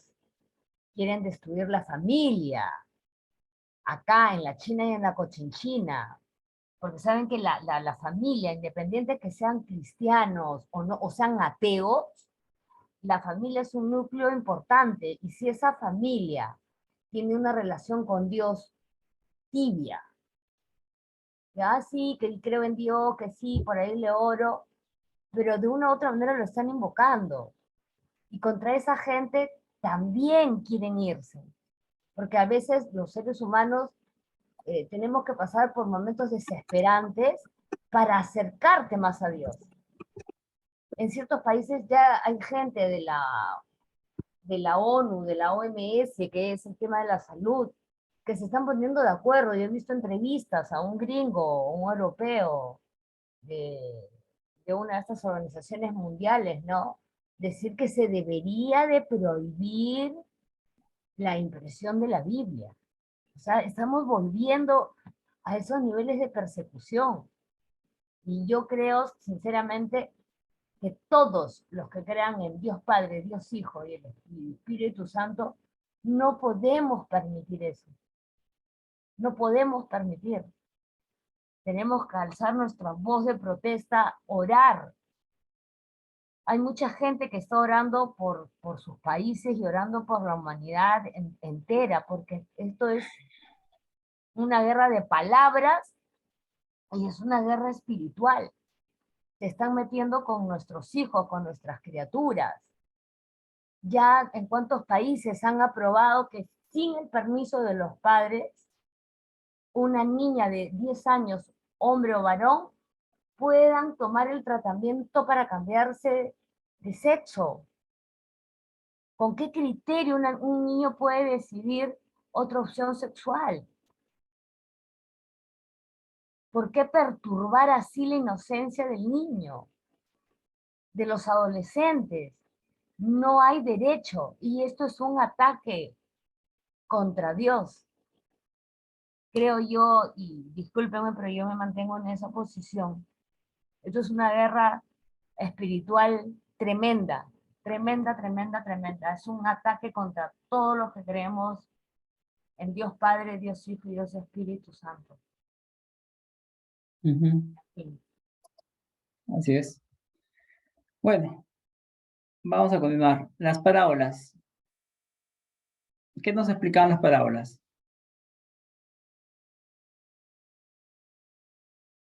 El ministerio de Dios, creo. Las parábolas eran representaciones de eventos, ¿no?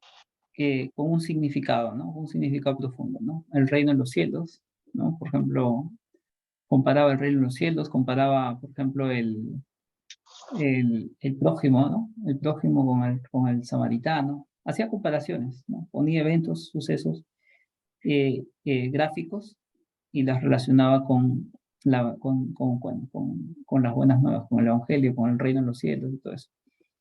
Tenía un significado que no entendían los fariseos al escuchar, pero luego Jesús mismo se lo revelaba a los apóstoles. Cosa que nosotros ahora comprendemos cada parábola que dijo Jesús y tenía el significado que daba. ¿Cómo se relacionaban las acciones de Cristo en su vida respecto a la palabra que predicaba? Las acciones de Cristo.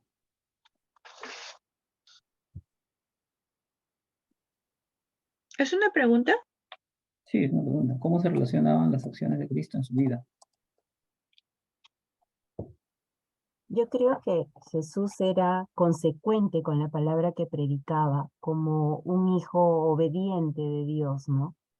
Él era obediente, mostraba mucho amor, eh, aplicaba lo que él predicaba. Él era el ejemplo para los apóstoles, para sus seguidores. Y como hombre, también se mostraba como hombre, ¿no? En el momento que él sintió miedo, antes de que lo tomen preso, también sintió miedo, ¿no? Todos nosotros en algún momento, muchas veces lo hemos sentido, pero él sabía que tenía que obedecer a Dios, ¿no? O sea, él siendo el Hijo de Dios, pudieron haberle eximido de esa etapa, pero no, él sabía que tenía que cumplir. Y es el máximo ejemplo, pues, que puede haber dado como Hijo de Dios, ¿no? El único que nunca tuvo pecado, Sí. es lo que pienso. Algo también era muy importante y muy bello de Jesús es que lo que él le enseñaba aplicaba, ¿no? O sea, eso es algo que nosotros también debemos imitar, ¿no? O sea, lo que aprendemos de la Biblia, hacerlo, ¿no? No solo estudiar y aprender, sino también aplicar, accionar, ¿no? Nuestra forma de ser, nuestra forma de vivir con lo que dice la palabra. Es bonito saber, conocer la Biblia, conocer la historia, conocer los eventos, es bonito, pero es más bonito aplicarlo en nuestras vidas, ¿no? Como testimonio vivo, como dicen, ¿no? Bueno, este tema de los evangelios ya lo había resumido aquí en esta tablita. Ya vamos a dejarlo aquí porque ya se nos está haciendo tarde. Esto ya lo leen ustedes en casa cuando tengan tiempo. Disculpa, hermano, Sí. ¿en qué página estás? Porque yo estoy siguiendo, pero yo me perdí. Ahorita estamos en la página 11. Ah, espérate, esta es la página... Lección 2. Yo Sí, tengo la lección 2. Es la lección 2, es la lección 2. Estamos en la página 9. 9, 10, 11, todas estas páginas. Ya estoy ahí. Sí, hermanos, lo leen y si tienen alguna duda, una consulta, un deseo extra o alguna duda que tengan, me lo hacen saber o lo hacen saber en el grupo, inbox o el grupo, cualquiera de los dos, y ahí les estaré respondiendo. Ya, es un poco largo y si lo podemos leer uno por uno, vamos a terminar a las 11 de la noche. Para mí normal, porque son las 5:20, ya está amaneciendo acá. Ya, hasta mañana. Ay, Para qué ahí. raro, hermano. No, aquí nada más. Bueno, hermanos, gracias por su apoyo, su Gracias, compañía. muchas Ya varios gracias. también ya se han retirado, entonces lo dejamos ahí. Vamos a dar para terminar. Señor Padre Santo, Dios Todopoderoso, gracias por ese tiempo que hemos tenido, gracias por ese estudio de tu palabra. Gracias, Señor. Ilumínanos, Señor, guíanos, Padre Santo, con tu Espíritu, Amén.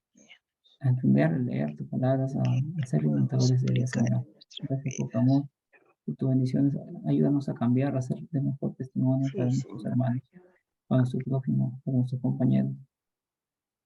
Trabaja a nosotros, Señor. Solo tu Espíritu Santo puede guiarnos y hacernos tomar las decisiones correctas. Gracias. En el nombre de Jesús. Amén. Amén. Amén, hermano. Ok, Amén. Gracias, hermanos, hermano. descansen. Buenas noches. Dios los bendiga. Y ya Buenas nos noches, vemos en los hermanito. comentarios la próxima Chao, semana. hermano. Buenas noches. Bendiciones a Está todos. llegando Muchas paciencia. gracias, Hermano, Eric. buenas noches. Gracias a todos, gracias Eric, Gracias a ti gracias también. hermanos, Dios nos Bendiciones, hermano. bendiga, Gracias, buenas nos dé noches. fortaleza, Buenas noches, buenas hermanito noches. Eric. Buen día, Eric.